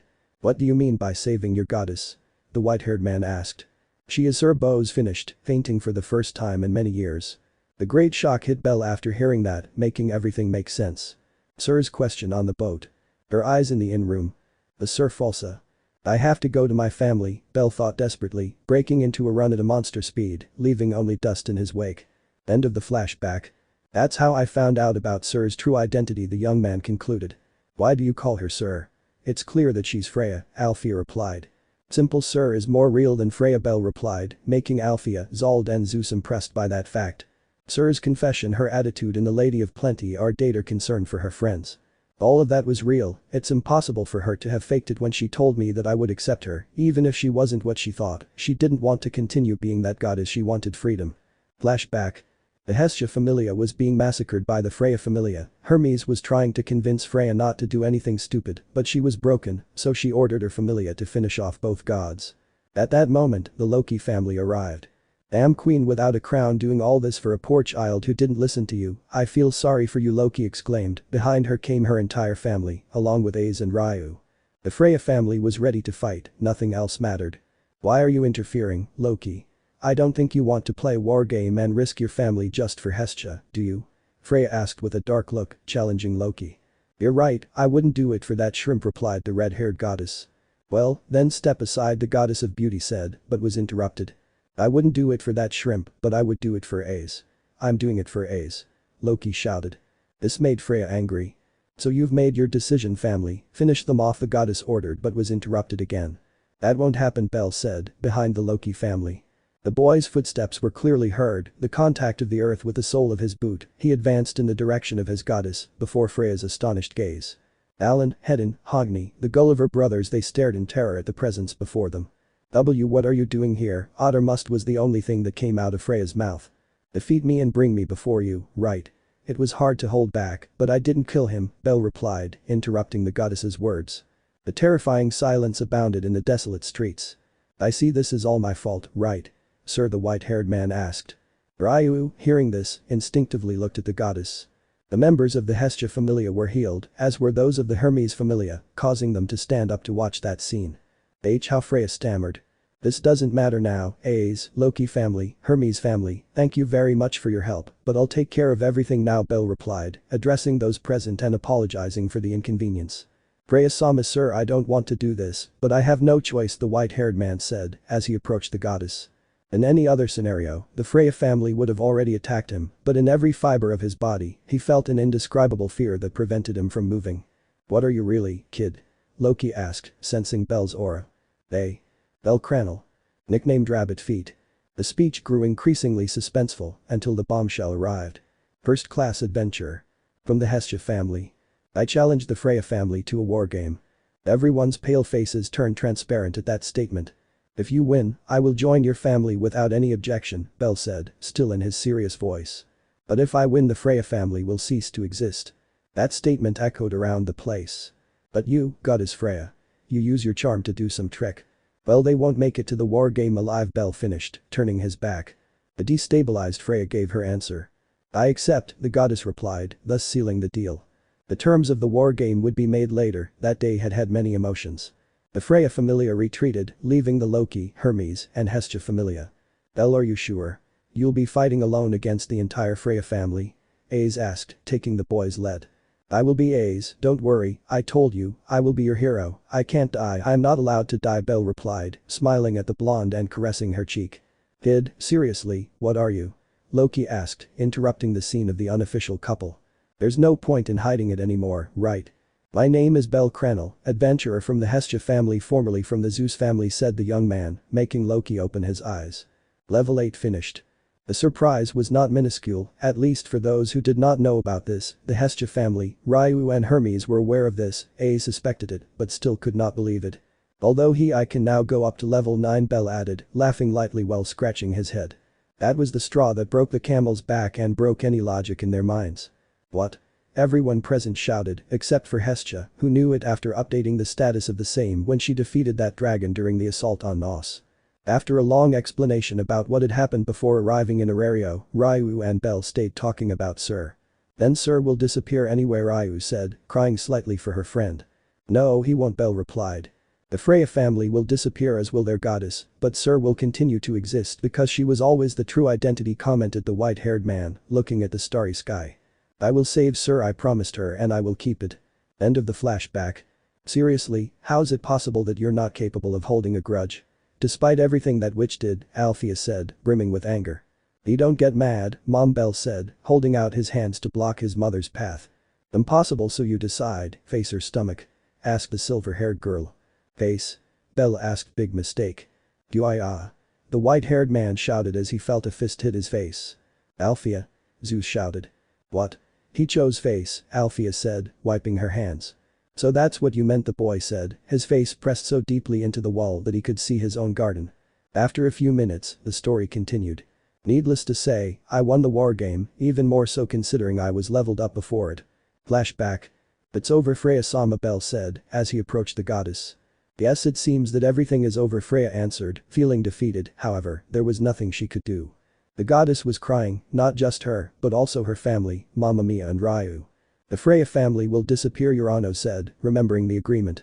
"Take care of my children, Mamma Mia, I'm happy that you were my first child." Those words were directed at the former captain of her family. "Ryuu, there were no ulterior motives in saving you, I did it because I wanted to, I don't regret doing it for a moment. I'm glad to know that you finally got rid of the chains that tied you to the past, you'll always be my best friend." "Sir, thank you very much," Ryuu said, hugging the goddess as tears flowed out in torrents. "I'm ready, bring me back to Tenkai," Freya informed, separating from the hug. "Tenkai?" Bella asked. They'll send me to heaven, won't they?" the silver-haired goddess asked. "When did I say that?" The white-haired man responded with another question. What do you mean, Bell?" Freya said, with a slight tremor in her voice. "The Freya family will cease to exist because her goddess will cease to do so, since she will now be free to be whoever she wants to be, and I think I know the path she will take," Bell answered, handing her a uniform that she knew very well. "I know that the only thing you wanted more than me was your freedom, and it's the only thing I can offer you right now, that's why I want you to do what makes you happy, to be yourself," the young man added, while Freya took the uniform in her hands. She was crying, her legs trembled and she fell to her knees on the floor. "I'll wait for those bento, sir," Bell said, smiling at the girl. "Yes, Bell.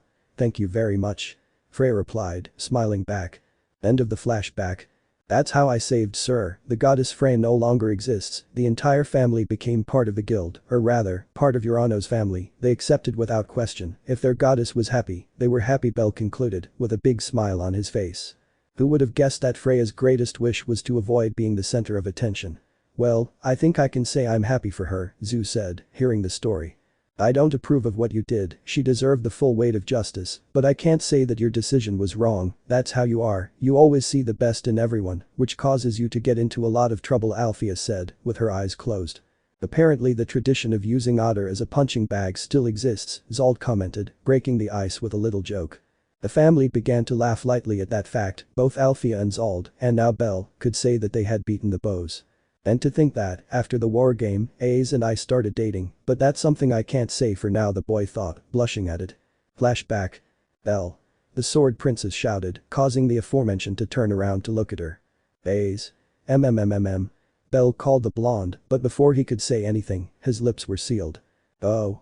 Said those present with great surprise, Tiona was taking photos at 1,000 miles an hour. Ace. Said the boy with a big blush after their lips separated. Thank you for keeping your promise, thank you for winning, Ace said, while hugging the young man. Bell, I love you, the blonde added to her words, looking at him with a beautiful smile. Ace, I love you too, I've loved you since the first moment I saw you, Bell replied, caressing the cheek of the enamored maiden. In the distance, both Loki and Hestia stood together. It seems there is no way to prevent this, I approve it if you approve it, ironing board, Hestia said to Loki. It doesn't matter if I approve or not, Riveria would kill me if I did anything to separate them, so there's nothing I can do, cow tits, Loki responded to what the little goddess said. They both saw how sweet they both behaved, how happy they were. End of the flashback. Yeah, I definitely won't say anything, Bell thought, confirming his position and then continuing to talk about his adventure. I'm glad to know that everything that came after was happy times, at least until the black dragon arrived. I'll try to be brief with what happened before that, Bell reported, taking a breath. Times of peace were present in Arario, so much so that there was no longer a power struggle between the families. When the Freya family disappeared, the Loki family became the strongest, followed by the Ganesha family. My family and the Loki family began to do expeditions together, which helped to level up those who had not yet done so. If I remember correctly, in the 5th expedition together, everyone leveled up, since there was an ambush of demi-spirits. Finn the Brave lost his mind in the middle of the battle when using his ability, so Lily took his place as captain of the expedition, leading us to victory. Welf was a key piece of it due to the armament he made. Although he was not far behind in terms of direct combat, Haruhime was squeezed to exhaustion for long periods of time. It does not make me happy that things have happened that way, but the level increase was necessary. She could not be aware of everything and everyone, she broke her limits, which allowed her to level up 9 of us, something she had not been able to do since she began her life as an adventurer. On the part of Makoto, I must admit that thanks to training together with Ace, she managed to improve her sword technique and his reflexes when fighting, that helped him, even though he was level 3, to fight against the demi-spirits. After that ambush, we arrived for the first time to the 60th floor, although we did not stop there, it was a stroke of luck that there was a safe zone in it, so we rested in it and then continued with our journey. We met a lot of monsters that we had never seen, although I am surprised that the vast majority of them were dragons. Ace defeated one of them alone, as did Bet and Riveria. Tiona and Tyan joined forces to defeat another, as did Finn and Gareth. I had serious problems when I was surrounded by at least 3 of them, but my family helped me. Haruhime raised me to level 10, and I managed to defeat them all before they attacked Welf, Lily, Makoto and Haruhime. And we reached the 71st floor. After saying this, Alfia, Zald and Zeus smiled. Apparently the families of Arario didn't become so weak after our departure. I thought there would be great chaos, and that they would never be able to match us, Alfia expressed, holding her chin. Those children, I feel proud to know that not everything ended after our defeat, Zald said calmly. When it comes to talent, no family can be mistaken with theirs, but the current ones fight with everything they have to keep up. Natural talent can tip the balance in your favor, but the effort to grow shouldn't be underestimated. Bell responded to the comments made by his mother and uncle respectively. Wise words coming from someone who practically leveled up 5 times in less than a year, Alfia replied, hitting her son on the head. Haha, I think you're right, I'm the least qualified to say that, said the white-haired man, rubbing his head after that punch. This continued for several months. I reached level 10 after defeating the floor boss on floor 75, a large hydra. I learned the hard way that it was a hydra. I still see those 300 heads when I sleep. But continuing. Days before the battle against the black dragon, reached level 8. Otter the king at level 8 in the late aughts. Alan Frommel at level 7 in the late aughts. Bet, Finn, Riveria, Tiona and Tyan reached level 7 too. Alfia at level 6. Aisha and Asfi reached level 5. Ryuu remained at level 4, although he is now level 5 after the goddess Asterius arrived in Arario.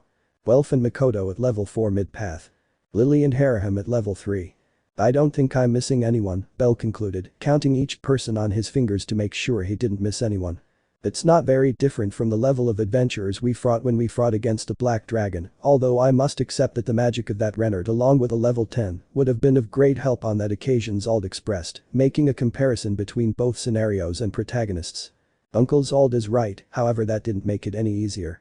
Flashback. The battlefield was a burning desert, all the adventurers who had gone to face that calamity were in a critical state of health, only one of them was still standing, facing the Black Dragon. Only you remain, little fly, all your friends have been defeated, some even killed. What makes you believe that only you can defeat me? Asked that monster, which, like the Xenos, had the ability to speak. Bell was seriously injured, his body covered in burns and his mind close to falling into Mind Zero. There's no point in continuing with this anymore, there's no point in you continuing to fight, your defeat is imminent, added that black beast. You're wrong. As long as there is life in my body. A great brightness illuminated the place. As long as there is a soul within me. As long as there's someone to protect. As those words passed, this splendor spread more and more, causing each of the fallen to rise little by little to their feet. My body feels light, A said upon regaining consciousness. My body feels warm, Lafia reported, standing up. One by one, everyone's wounds were healed. What's going on? Asked the Black Dragon upon seeing such a scene. As long as I hold this dagger in my hands. I won't lose. Bell shouted, causing the entire sky to light up on this dark night. The brilliance of a hero. The glow that fuels the hope of the weak. The light that guides everyone's destiny. There were so many ways to interpret what was happening. The soul of a hero that cures all evil. The will to protect. The desire to care. The desire to win. Each of these phrases was spoken by Hermes, who watched from a distance what was happening in that fight. Suddenly, to everyone's surprise, the Hestia dagger changed shape, transforming into a greatsword. The weapon that grows with its wielder. The living weapon. So many words that were said by Hephaestus when making that jet-colored dagger made sense now. Impossible, the dragon whispered. Bell's body became pigmented white, covering every surface of skin, fabric, leather. The entire town of Arario watched with admiration that child know that hero. Clang. Clang. Clang. Clang. Clang. The constant ringing that calmed hearts and gave hope. It's impossible. The dragon shouted again before launching himself at the young boy. Ah! Bell shouted as he ran towards the dragon with his sword in hand. Bell wins. On Argonaut win. Win, damn tomato. Win, kid. You can do it. Shouted all the humans, all the elves, demi-humans, monsters, gods, every race in Arario unified their wishes, which were directed to a single person. Doom. The loud crash resounded, that sword was colliding with the dragon's body, trying to break through, but the scales protecting its body made that task difficult. I won't lose to you. The black dragon shouted, trying to attack Bell with its claws. What? The monster could ask, seeing how his body fell apart upon coming into contact with the boy's aura. Ugh. A moan of pain came from the dragon as he felt his scales crack and blood begin to flow from his body. Your fate was sealed. Since you wanted to take away what I loved. Bell shouted at the top of his lungs before uttering the last word that monster would hear. Firebolt. At the mention of that magic, a huge shock wave ran through everyone, pushing them back from the impact. The scarlet lightning ran across the entire surface of the sword's blade. Doom. The first explosion was made and part of the black dragon's body was destroyed. Firebolt. The second explosion was received by the monster's body, who looked horrified at that boy who would seal his fate. Bell took a breath to scream one last time. Look at me, Mom, I'm about to do it, I'm one step away from being a hero, Bell said in his mind, closing his eyes for a split second. Fireball. Boom. That was the final blast, ending, once and for all, the life of that monster and leaving only one victor standing. He did it. Shouted everyone present, celebrating the victory, seeing the hero of Arario know the hero of the world. End of the flashback. So Yuzu said with great surprise on his face. Yes, Grandpa, Uncle, Mom, I became a hero, Bell replied, with a smile from ear to ear. Hearing this, Alfia couldn't keep acting tough, so she threw herself at her son. Bell, my little Bell, she said while crying on her son's shoulder. Mom, I did it, I became the last hero, I kept my promise, Bell said, reciprocating the hug. Yes. You did it. The silver-haired girl replied, hugging Bell even tighter. Materia's sister Bell did it, he really did it, Alfia said in her mind. She was smiling. Smiling genuinely for the first time after so long. Her smile was really beautiful, identical to Bell's. It was very warm to see her. I managed to make my mother smile, my biggest goal and dream, I achieved it, every goal in my life started from that simple wish, the white-haired man thought, crying as that train of thought passed. Thanks for taking care of me, Mom. Extra scene. We have to celebrate this. Zeus shouted with great joy as he took out a bottle of wine. Tock tock tock. The door had been knocked on. Who could it be? They're interrupting the celebration. I'll open it. Alfia said, heading for the door. Damn. It's Hermes, Sama and Ace. I had forgotten them. Bell thought as he remembered that he didn't come to his village alone. Zeus, Zald and Bell began to pray. Hello, Alfia. Long time no see, Hermes greeted until a blow was directed at his face. Duia. The god shouted as he shot into the sky. Don't talk to me so familiarly, you damn perverted god, said the silver-haired girl with a gloomy face. Excuse me, a beautiful girl interrupted. I didn't notice you were here. Who are you? Alfia asked. Mom. This is Ace, the sword princess of the Loki family, she's the one I told you about, Bell explained, standing between them. Ace, this is Alfia, my mother, said the white-haired man to the blonde swordsman. So you are Ace, the woman whispered upon learning the name of the girl in front of her. Why yes, Ace responded nervously upon seeing her reaction. Thank you so much for taking care of my Bell, thank you for always helping him, he said to Alfia, bowing to her. This took absolutely everyone by surprise, even Hermes, who was walking back to the cabin. And no problem at all, Bell always helped me too, he managed to get my mother back, I can't stop being grateful that he came into my life, the sword princess replied, looking at Bell and smiling at him. You are really like my son, said, but come on, come in, we have to celebrate, my Bell already told me what happened in Arario, Alfia answered, hugging Ace and taking her inside the house. I'm glad to know that you approve of my relationship with Bell, Miss Alfia, Ace said. Alfia stopped dead in her tracks upon hearing those words. Zeus hid behind Zald, who was preparing for the worst. At that moment, Hermes was about to enter, but heard that and decided to turn around and run as fast as he could away from there. Bell, for his part, hid his face with the palm of his hand. The great flood has arrived, Zeus whispered, resigned to what was coming. The apocalypse in Greek mythology. What's going on? Ace asked, not understanding why everyone suddenly fell silent. Earl, he said to Alfia in a threatening tone. Yes? Asked the golden-haired girl. Could you repeat what you said a moment ago? The silver-haired woman asked with her eyes closed and a macabre smile. Bell could swear one of her eyebrows was trembling like jelly. I said I was glad to know you approve of my relationship with Bell, Miss Alfia, Ace repeated, with a confused face. So I didn't hear wrong, Alfia said, increasing her aura. Mom? Wait. Don't kill her. Bell shouted, running towards the two of them. The princess screamed when she heard her beloved pleading. When he turned to see his mother-in-law's face, he knew what was happening. I told you, Bell. If you bring a woman, she'll have to defeat me for me to approve her. Alfia shouted at the top of her lungs. No. Wait, Mom. Ace. Run. Run. The white-haired young man screamed with clear terror on his face. Gospel. Came out of Alfia's mouth, making the whole house explode in one fell swoop. A few years later. I can't believe you agreed to this, Alfia Zeus said to the silver-haired girl, who was sitting.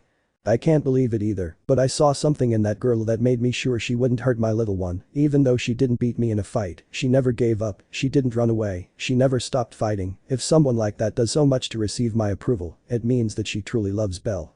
That's the only reason I approve of her. Alfia replied, smiling sweetly as she looked ahead. You might be wondering what was he looking at.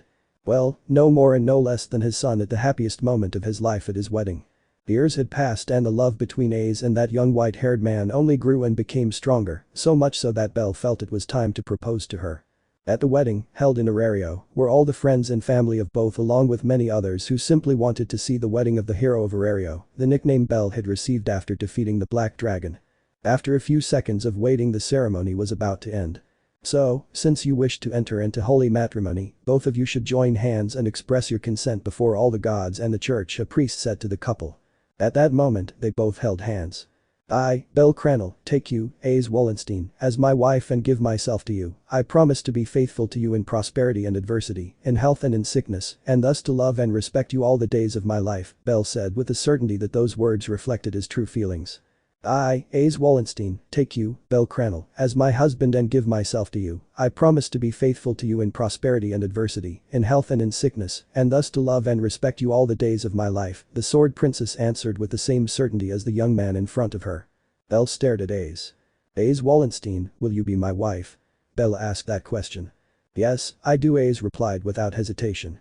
Bell Cranel, will you be my husband? Asked the beautiful golden-haired woman. Yes, of course, yes, Bell replied. In this way and to finally seal the commitment, by the power infused in me, I declare you husband and wife, said the priest. You may kiss the bride, he added, directing those words to his husband. And the wedding had ended with that tender and sweet kiss between them, thus sealing a future together. Materia, can you see it? Our Bell is a grown man now, Alfia thought as she cried with joy at this. Bell and Ace thanked everyone present. The young man looked at his mother and smiled, showing how happy he was. Bell, you always wanted to make me happy, but I wanted you to be happy too. I'm glad we both are, the mother added to her train of thought. I love you, my son, the silver-haired girl finished. A quick look. So she's close to being born, Zald said, looking at Ace and Bell. Yes, Ermid told us it will be a girl, they both answered in unison. And have you decided on a name? Zeus asked, scratching his beard. Yes, they both answered at the same time again. Ace and Bell turned to look at Alfia. It will be called Materia, said the golden-haired girl, smiling at her mother-in-law. Her eyes opened wide at this. Bell. He's kicking. Ace warned, warning her husband. Really? The white-haired man answered, bringing his face closer to his wife's belly. Bell said as he felt a strong blow. Ha ha ha ha ha. She's identical to her grandmother, said Zeus while dying of laughter. Gospel? Alfia shouted, sending the god flying. I won't let that girl near you, damn old man, she finished in a somber tone. After that, he took a quick look at the couple and smiled. That girl is going to be trained by me, no objections, she thought with great determination. Huh? It seems like she's shaking, Ace reported as she saw the baby begin to move frantically. The end. 400 followers special. We found ourselves in a large crater in the middle of nowhere, everything that had once been near it, reduced to nothing but ash, dust, and rubble. Pieces of wood were scattered on the ground, some beneath it, broken glass was embedded in the ground itself, a wagon was overturned, one of its wheels missing, its horses having run, since that presence increased its aura. You may be wondering, why are we in this bleak and lifeless situation? Who is responsible for all of this? The answer is simpler than you might imagine. The responsibility for this lies with the fury of an overprotective mother. Amidst all that destruction, two presences stood out. They weren't the only ones, though, as 4 additional presences were located at a somewhat distant distance from the other two. This has gone to hell, there isn't even a plot of land left to build on, whispered a god covered in dust and debris all over his clothes. My tomatoes, it cost me so much to make them grow, commented another god with an advanced age in his appearance, since he had a long white beard, the same color as his hair. I don't think it's the time for that, old man, I'm more afraid that Alfia sees us and directs her fury at us. I don't want to be beaten to a pulp, although we will have a chance to save ourselves and escape, replied a large man with red hair and scars on his eyes. Opportunity? How the hell do you think we'll have a chance of escaping from her? Hermes asked Zald, who had said the above, with great fear and volume in his voice. Simple, if his gaze comes to us after defeating that girl, the first one he will hit will be Bell, that should give us enough time to leave. Sorry Bell, but you will be the bait. You had a good life, Zeus answered, looking at his grandson. But I'm only 15 years old. The white-haired man responded with a loud shout to the god. I said good, not long, the old man replied, giving little importance to the child's fear. Reference. I have to do something. It's been 2 hours of fighting and not even A's, let alone my mother, has given in. Bell said, worried, unsure of whether to intervene or not. Exactly, the people who were engaged in a long-pitched battle, one-on-one, were none other than Ace, the princess of the sword, and Alfia, the adventure nicknamed Silence. But how did this start? 2 hours before. I'm glad to know that you approve of my relationship with Bell, Miss Alfia, Ace said. Alfia stopped dead in her tracks upon hearing those words. Zeus hid behind Zald, who was preparing for the worst. At that moment, Hermes was about to enter, but heard that and decided to turn around and run as fast as he could away from there. Bell, for his part, hid his face with the palm of his hand. A universal flood has arrived, Zeus whispered, resigning himself to what was coming. What's going on? Ace asked, not understanding why everyone suddenly fell silent. Girl, he said to Alfia in a threatening tone. Yes? Asked the golden-haired girl. Could you repeat what you said a moment ago? The silver-haired woman asked with her eyes closed and a macabre smile. Bell could swear one of her eyebrows was trembling like jelly. I said I was glad to know you approve of my relationship with Bell, Miss Alfia, Ace repeated, with a confused face. So I didn't hear wrong, Alfia said, increasing her aura. Mom? Wait. Don't kill her. Bell shouted, running towards the two of them. The princess screamed when she heard her beloved pleading. When he turned to see his mother-in-law's face, he knew what was happening. I told you, Bell. If you bring a woman, she'll have to defeat me for me to approve her. Alfia shouted at the top of her lungs. No. Wait, Mom. Ace. Run. Run. The white-haired young man screamed with clear terror on his face. Gospel came out of Alfia's mouth, making the whole house explode in one fell swoop. Wait, Mom. Don't hurt her, Bell tried to say, getting in his mother's way, but he was greeted with a strong blow to the face, which sent him flying sideways, rolling all over the ground. Don't get involved, Bell, Alfia said with a tone from beyond the grave and as cold as it was threatening. Step by step she advanced towards Ace. No one but Bell had the courage to do anything to stop her. The sword princess remained standing, one hand on the handle of her sword, ready to unsheath it at any moment if necessary, although the last thing she wanted to do was have to fight with her boyfriend's mother on the first day of knowing her. Ace didn't know much about how to deal with her partner's relatives, but she was sure that a pitched battle with his mother wasn't exactly a good sign or a good start. The silver-haired girl's advance continued uninterrupted, the pressure of the environment increasing the closer she got to the sword princess. Wait, Mom. The white-haired man insisted again, once again placing himself between the two. Apparently, he was the only one brave enough to do something to stop the battle. I told you I didn't affect you, Alfia was going to shout, throwing a punch like the previous one, but she was interrupted mid-sentence. I won't let you hurt her. I won't let you force Ace to fight. Bell shouted with great determination, looking into her eyes with a serious and determined face. This caused some surprise to his mother and his partner, who were not used to seeing their son and boyfriend in this way, respectively. No, Bell said Ace, placing her palm on the boy's shoulder. Bell said, not understanding what he meant. She said that if I defeat her, I can get her permission, right? The sword princess asked, directing her eyes to Alfia. She just nodded at the comment. Ace? What are you planning to do? The white-haired man said. He had a very bad feeling about this. He wanted to be proven wrong at all costs, but his feeling was right. Bell, since I met you, since I started to feel love for you, I never considered myself worthy of you, Ace said, looking into her partner's eyes. This took Alfia and Bell himself by surprise, who had not expected such a statement. What do you mean? The young man asked. You, being someone so pure, I, with a dark flame inside me, didn't want to contaminate you, but you gave me a reason to continue, Ace declared, hugging Bell and then moving forward, leaving him behind. That's why if I have to pass this test to be accepted and prove that I'm worthy now, said the sword princess, drawing her rapier. I will do it. He finished, pointing his gun at the silver-haired girl.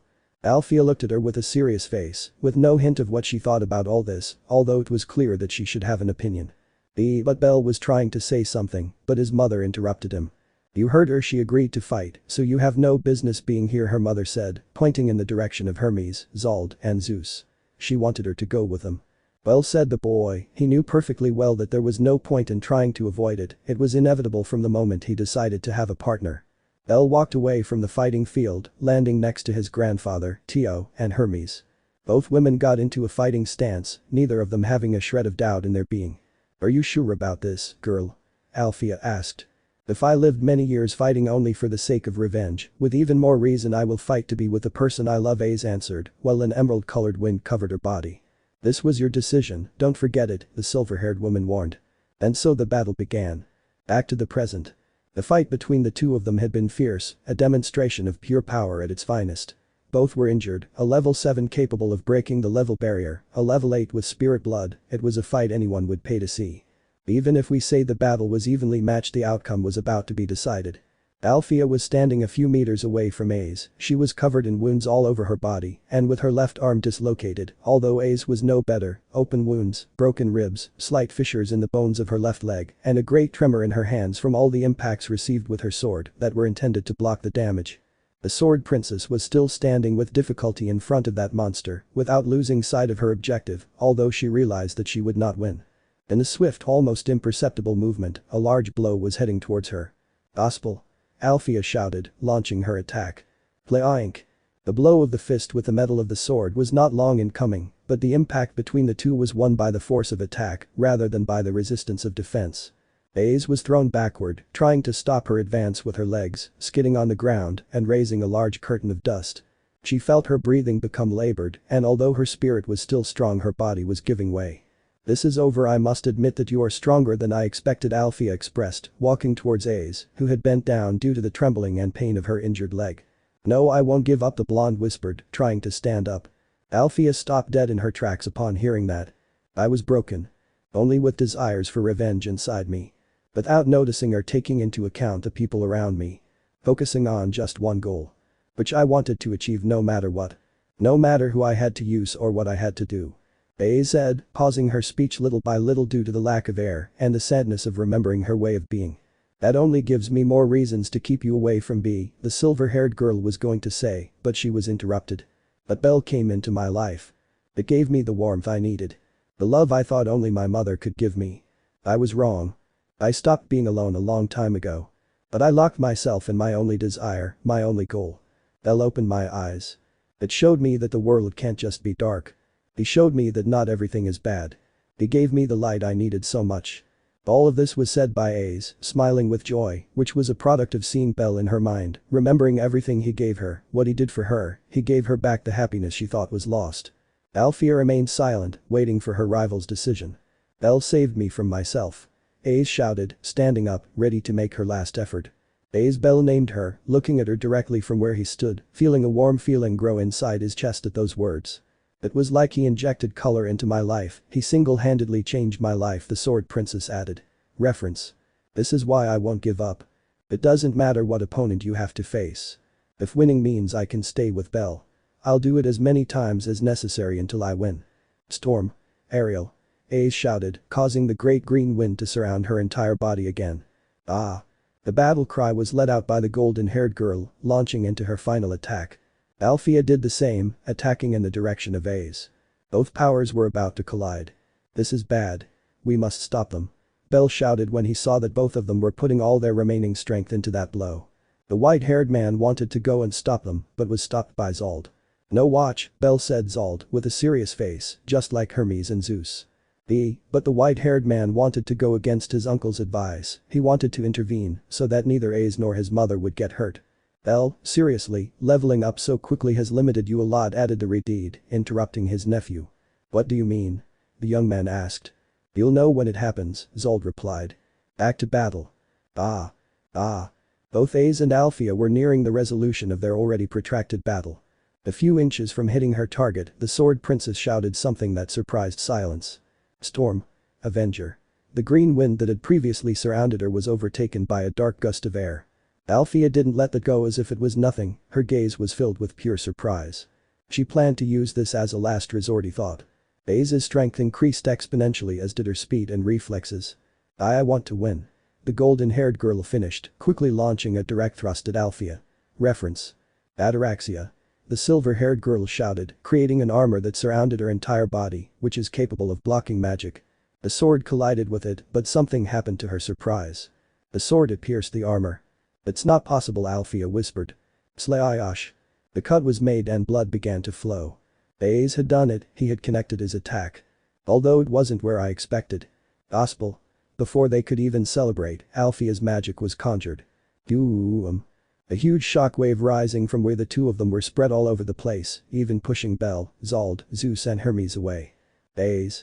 He shouted to Bell as soon as the wind stopped hitting his face. The dust was still up, but the two could be seen on the battlefield. Ace was lying on the ground, Alfia was kneeling from exhaustion and her wounds. The latter stood up and, with the energy she had left, walked towards the sword princess. Bell wanted to go to the aid of his beloved, however, Zald again blocked his way. After a few seconds, silence stood next to Ace, looking down at her. Are you going to continue with this? He asked. She knew the girl was still alive and conscious, although the damage was done. I said I would continue as many times as necessary. I love Bell. I'll be with him even if everyone is against him. No matter how much I have to fight or how many defeats I suffer. I just need to win once.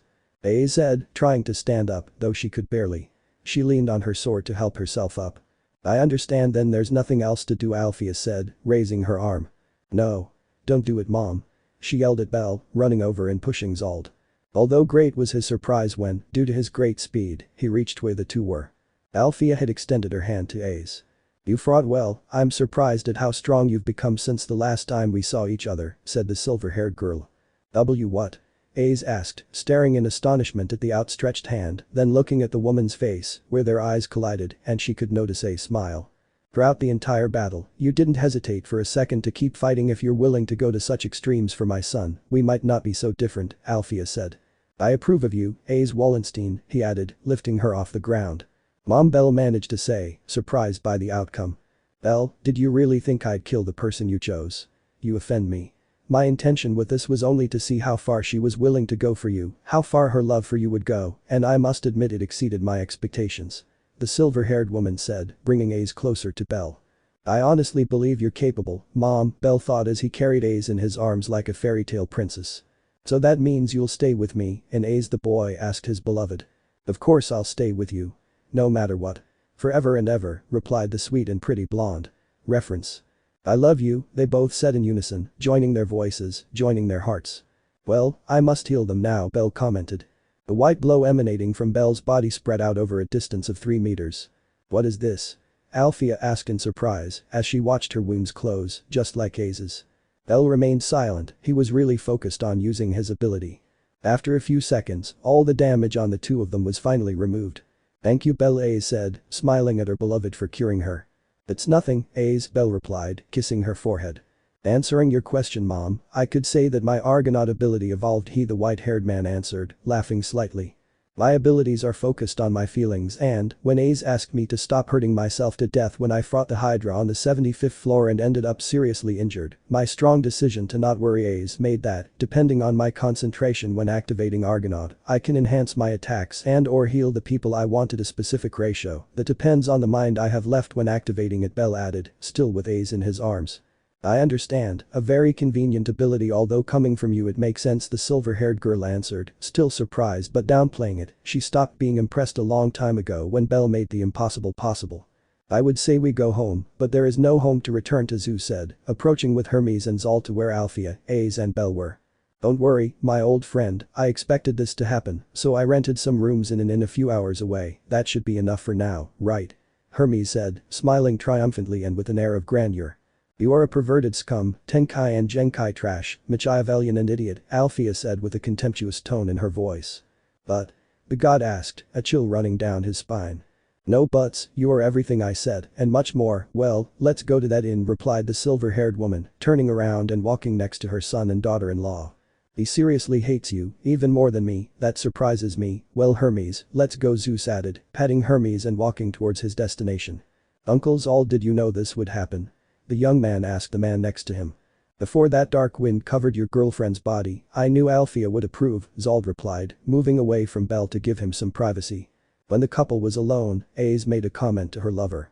Bell, I can walk now, why you don't have to keep carrying me like this, it's embarrassing that you carry me like a fairy tale princess, Ace whispered into the boy's ear. He just smiled at her.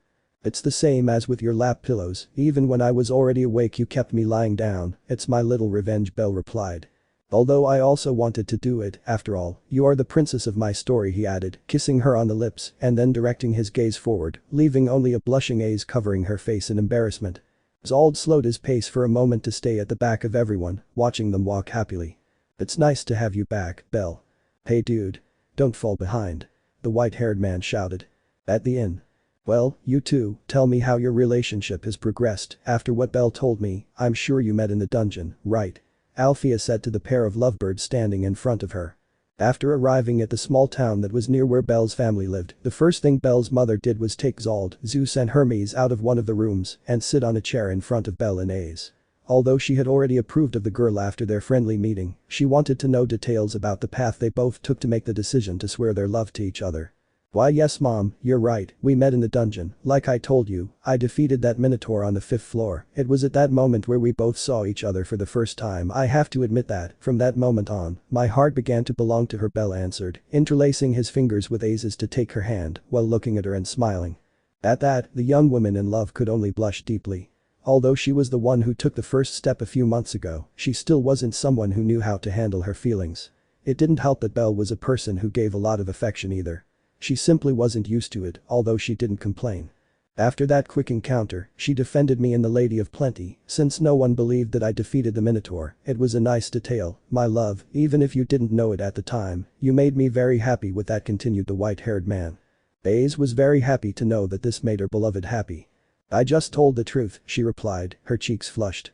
I will continue. When I met Bell, I only thought about being able to discover why he became so strong. My mother was captured by the Black Dragon many years ago. I am the daughter of Albert Waldstein and the spirit Arya. Ace confessed, feeling sorry for the reason she had.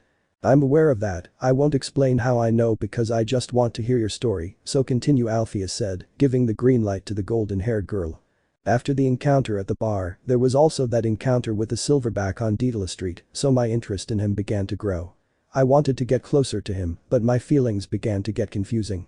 I didn't understand why, since I hadn't exchanged words like Bell had until that moment, the girl added. Shortly after what happened with the silverback, while practicing my new magic, I fell into Mine Zero. I must admit that, although she took care of me when she found me lying on the dungeon floor, I omitted a small detail, Bell commented, his voice fading as his words passed. What detail? Alfia asked, not understanding. As she took care of me by giving me a lap pillow, the white-haired boy replied, blushing deeply at the memory.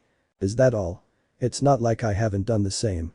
I still remember when you fell asleep on my lap. That was almost always the only way you'd close your eyes.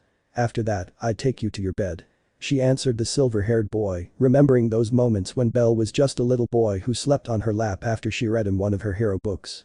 That was not the reaction he expected, although he couldn't complain about it. If your mom Alfia did it too, why did you run away from me when I woke up? Aze asked, puffing out her cheeks. It's different, the boy replied, looking away. Did you run away from her when you woke up? Ha ha ha ha. Alfia asked, then laughed out loud at it. It's not funny. They both shouted at the same time, their faces a deep red. Sorry, it was funny, but it makes sense. Bell had never approached a woman other than me, so I understand his reaction, especially knowing that he fell in love with you from the first moment he saw you, the mother replied, wiping away her tears, which came out from laughing. Keep going, it's fun to hear you and see your reactions as you remember your experiences together, Alfia added. A while later, he dropped his arm guard in the dungeon, and I saw him drop it. I picked it up and waited for him to arrive, so I could return it to him personally when we met. I apologize for the Minotaur, and for what happened in the Lady of Plenty. I also suggested that we train together, which was, without a doubt, the best decision of my life, Aze expressed, caressing Bell's hand that was holding hers. Training is saying something, it was more of an endless cycle of knockouts and lap pillows although I must admit that it helped me improve, and I'm not complaining at all, Bell opined, scratching the back of his neck with his free hand. It was at that moment when I began to feel calm by his side, seeing him asleep, so peaceful, purified my soul and made me feel better, made me stop thinking about my revenge without knowing it. I was beginning to fall in love with him, the blonde added to her version of the story, feeling her heartbeat strongly at remembering him. I started getting used to her doing that, so I didn't complain anymore. As for training, we did it for a week since she had an expedition, then that encounter with the irregular Minotaur happened. She, along with her family, came to my aid at Lily's request, and I ordered her to leave the fight, although, as I said before, the help wasn't necessary, the young man added. When I reached level 2, she was on her family's expedition. I entered the dungeon to train with my friends, so we couldn't see each other much at that time, until what happened with the Goliath that attacked me and my party, although, I finished him off with one hit, but, because of tiredness, I fainted as I fell. I saw a beautiful angel approaching me, it was her, she saved me and my friends again, this beautiful angel who arrives when I need her most, Bell expressed. Making Aze feel ashamed by the way he said it, although this same embarrassment increased when the boy kissed her on the cheek. They are very mushy, for someone like me, who was never interested in love, it makes me feel a bit uncomfortable, but if I've already accepted it, I have to let it go, although I would appreciate it if the displays of affection were not too recurrent in my presence, Alfia commented, in a serious manner, a manner in which she had not been until a few hours ago. We're sorry, Aze and Bella answered at the same time.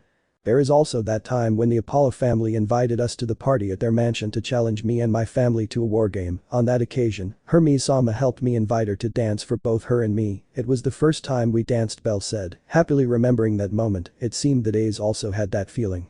And if that weren't enough, both she and Tiona from her same family helped me train for the meeting with the Apollo family. You could say it wasn't necessary, but that would allow me to be with her longer, the young man added, turning to look at her and revealing his true intention on that occasion. So that's why you did it, so you were playing with me, Aze claimed, puffing out her cheeks and giving him a small punch on the shoulder. I'd like to say I'm sorry, but that would be a lie, Bell replied, recognizing his beloved's slight anger. Bell, you fool, she whispered, though her words didn't match her actions as she laid her head next to Bell's. You fufu, I don't understand how you are like this with her. If I never taught you how to deal with any woman, at least that damn old man, Alfia said, getting angry at the idea that was forming in her mind. In the hot springs of the inn, where Zald, Hermes and Zeus were, the latter felt a chill run down his spine. I'm sorry, Grandpa, I didn't say anything, she figured it out on her own. I'll always remember you fondly, the young man thought, assuming his grandfather was dead. Our relationship felt somewhat stagnant after I found him leaving the pleasure district, Aze continued, with a certain anger in her gaze as she remembered it. Bell swallowed nervously. I already explained to you why I was there, you even said you forgave me, Bell answered, feeling the golden-haired girl squeeze his hand tightly. Forgiving is not forgetting, whatever, you went to the pleasure district, you shouldn't have gone there, added the princess, increasing her anger. I told him the same thing, I already made him pay for that, I'm glad to know that at least we agree on that, Alfia interrupted, looking at Bell inquisitively. Bell knew that if he said anything else to excuse himself, the inn would be destroyed, and he along with it, although this time there would be two people responsible. I'm sorry, the boy said, giving up. There was no point in contradicting them. A level 10 feeling fear for a level 8 who is his beloved and a level 7 who is his mother. They both sighed. There's no point in continuing with that, continue with your story, the silver-haired woman said, trying to change the subject. Oh okay, Bell replied. After what happened in the pleasure district, both of their brows furrowed again. Bell, noticing this, wanted to quickly explain what had happened to prevent the heavy atmosphere from increasing. After that thing with the Xenos happened, we had a lot of problems between us because of the divided opinions regarding them. Ace didn't agree with me saving the monsters because of what happened with the black dragon in her childhood. I didn't know at that time, so I didn't understand her feelings until we got to that, said the white-haired man, his tone of voice fading. Ace seemed somewhat downcast when she remembered what Bell was referring to.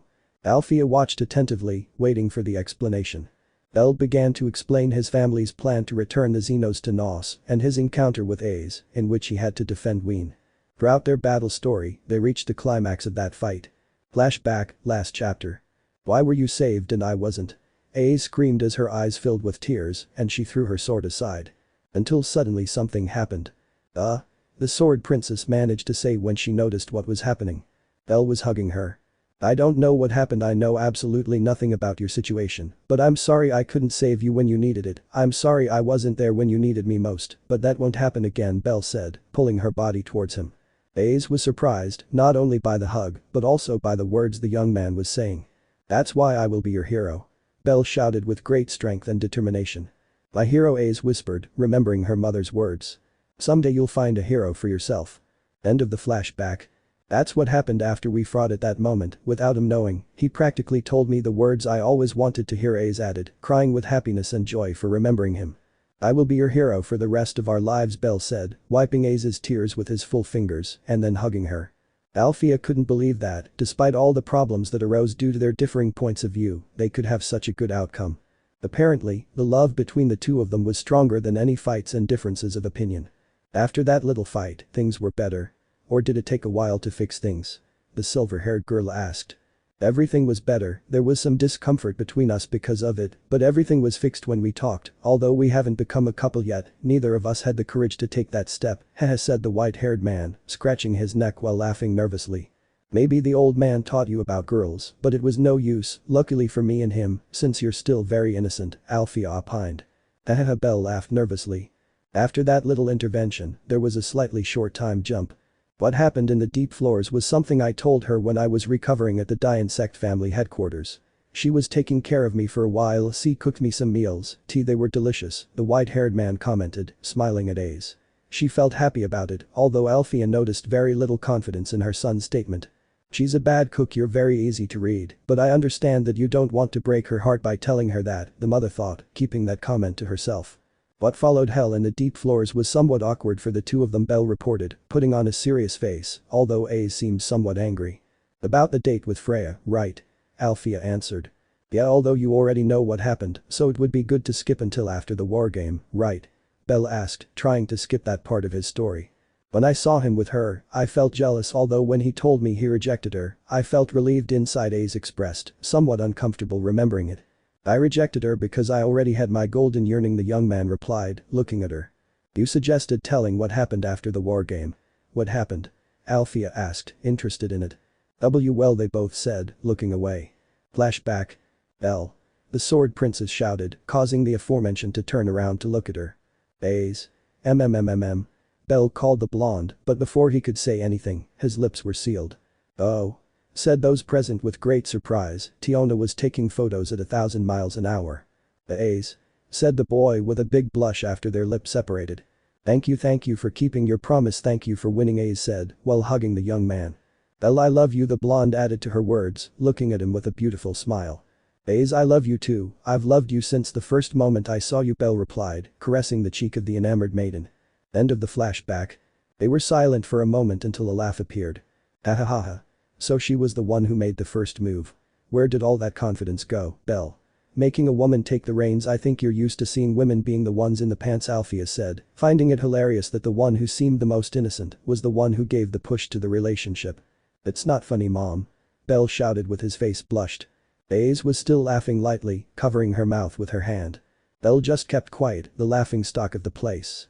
After a few minutes, Bell was about to finish his story up to that point. After that event we both became a couple, we started going out together, neither of us had much experience in dating, so it was a bit difficult at first, but then everything got better. We went to many places inside and outside of Arario, without stopping training, of course, added the white-haired man, feeling happy to remember his dates. He once taught me how to swim, it took us a whole day. I was scared of the sea because of Riveria, but Bell never thought of giving up to teach me, even though we ended up like this from spending too much time in the water, Ace said, laughing at the latter. Or when we went to the Colosseum on the 37th floor to train together, and then I showed you the safe zone I discovered, Bell continued, lost in his world with his beloved. Yes. It was a very beautiful place, the Sword Princess said. And so several anecdotes continued, to which Alfia listened while watching both of them with a smile on her face. I'm glad to see you happy, Bell, it makes me feel calmer too, it makes me feel happy, something I thought I had lost a long time ago, she thought. After an hour, they finally realized. I'm sorry, Mom, we left you out of the conversation, Bell said, apologizing. Sorry, Miss Alfia. Ace apologized in the same way. Just tell me, Alfia, if you ever call me ma'am or miss again, not even Bell at level 100 will be able to save you, the silver-haired girl replied with a look that could intimidate anyone. Sorry, Alfia, the Sword Princess corrected herself. Regarding the above, don't worry, I'm happy to know that your love is real. I think that would be all. You should go take a bath, especially you, Ace. We don't have any wounds from our battle, but we are dirty, Alfia said, pointing at her and the golden-haired girl's clothing. Alfia is right, Bell, see you later, Ace commented to her beloved as she stood up. We don't see Ace, I'll go take a bath anyway, I'll see if my grandfather, my uncle and Hermes-sama are still there, Bell agreed, leaving the room just like Ace. Take your time, I'll come in later, Alfia said goodbye. Hey Bell, I think we forgot to mention the time you saw us all naked on the 18th floor, Ace said, slowing down. The cold sweat ran down Bell's back. What did you do? What? Alfia asked as she approached Bell. It was Hermes-sama's fault. He tricked me into doing it. The white-haired man replied when he felt his life was at risk. Oh, it was Hermes' fault, I see, said the silver-haired girl passing by her son to go out and pay a visit to the god.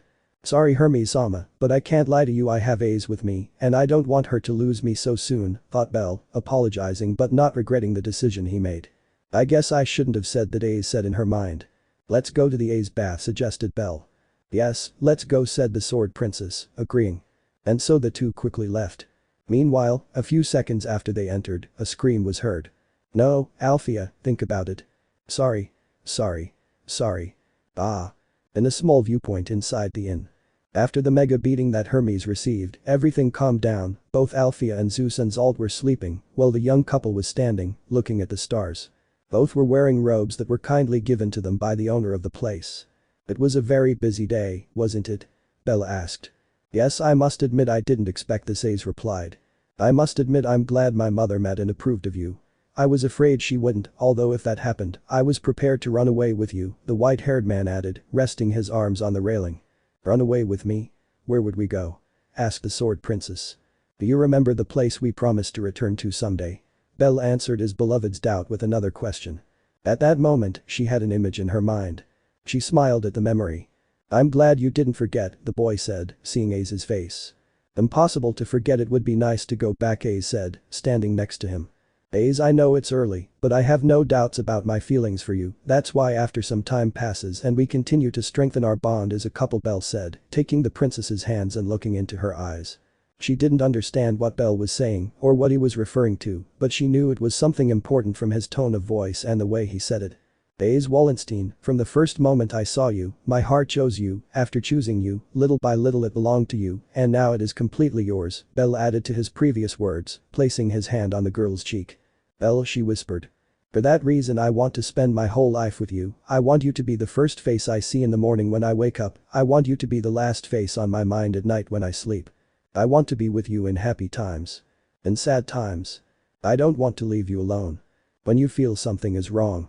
I want to be there to hold your hand and get through it with you. Ace felt her heart beating really fast.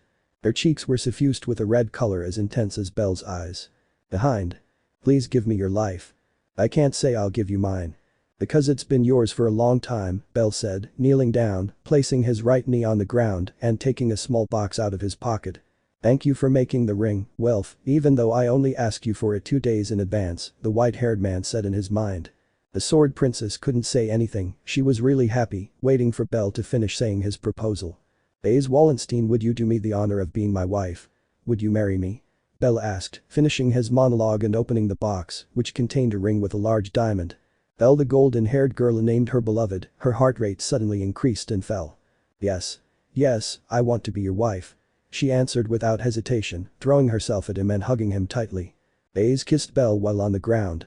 That's my grandson. Zeus shouted from a distance. Ramp. Bell said upon seeing the god's presence. You ruined the moment, damn old man.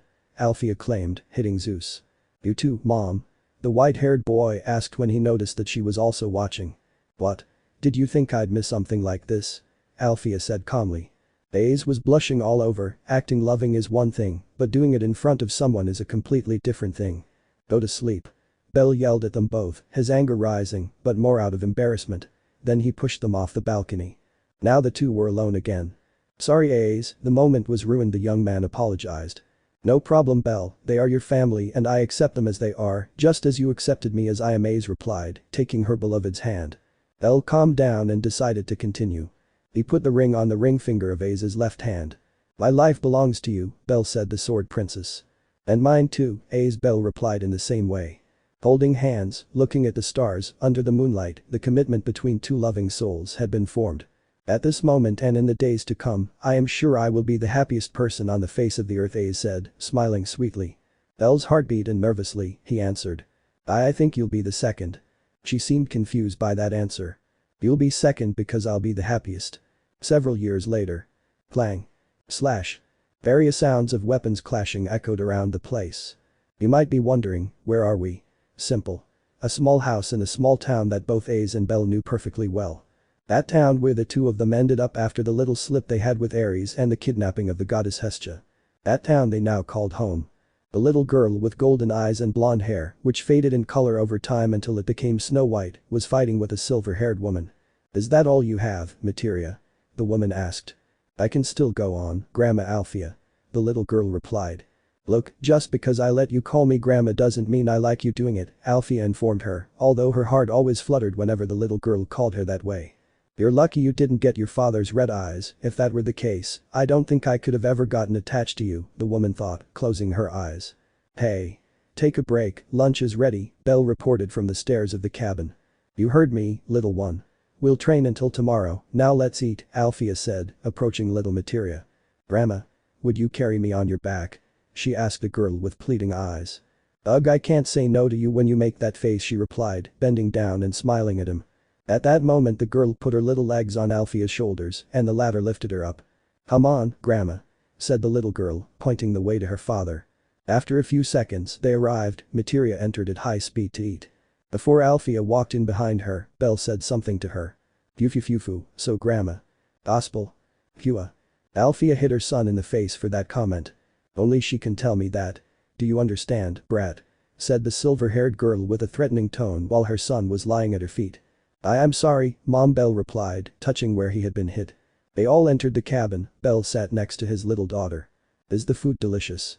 Ace asked as she landed behind Bell and hugged him. Delicious as always, Ace, the white-haired man answered. I'm surprised at how much he's improved in the kitchen over the years, Bell thought as he continued eating. Yes. Mom's a very good cook. Materia added, still with food in her mouth. Thank you very much, Materia, but you shouldn't talk with your mouth full, said the golden-haired girl to her little girl, while scolding her. I'm surprised the old man and Zald aren't here. What are they doing? Alfia asked. They went to Arario to buy some things, something that Ace and I must do as well, our families need help with the new recruits, Bell answered. I understand, anyway, it's getting dark, it would be good to go to bed and sleep, Miss Alfia said, directing this last part to little Materia. Can Grandma Alfia sleep with me? The girl asked, getting down from her chair and hugging the woman's arm. Sure, in fact, let's go, Alfia answered, picking her up and taking her to her room. And so, only Bell and Ace remained in the dining room. It's incredible how well they both get along, don't you think? A said, smiling at the good relationship between Bell's mother and her daughter. Yes, I'm glad to see things this way, but most of all, I love seeing that smile on my mother's face, that smile that hasn't disappeared since I kept my promise, Bell replied, watching as two of the three most important women in his life went to sleep. I'm glad you made that promise, Bell said, the golden-haired girl. Why? Bell asked. If you hadn't done it, you wouldn't have come into my life, I wouldn't have met you, Ace replied. Bell wrapped her around his right arm. Things happen for a reason, it was a beautiful coincidence to have met you and a great gift to have you by my side, Bell replied, kissing her. I know I said it when I proposed to you, but let's be together forever, Ace added, the white-haired man. I'll always be by your side, just like the wind that flows through your hair, Ace replied, smiling at him. Reference. Love came to unite them. To complement them. It gave them the happiness they longed for. They went through so many problems to get here. But each and every one was worth it. When they saw their goal achieved. And now and forever. They will be together. Sharing their happiness. And walking towards a prosperous and joyful future. The end. Let me know in the comments below if you guys want the next part. Also check out my other video that has been shown and left. Thank you for watching. If you enjoyed this video, please like and share this video. And have a fantastic day. Bye.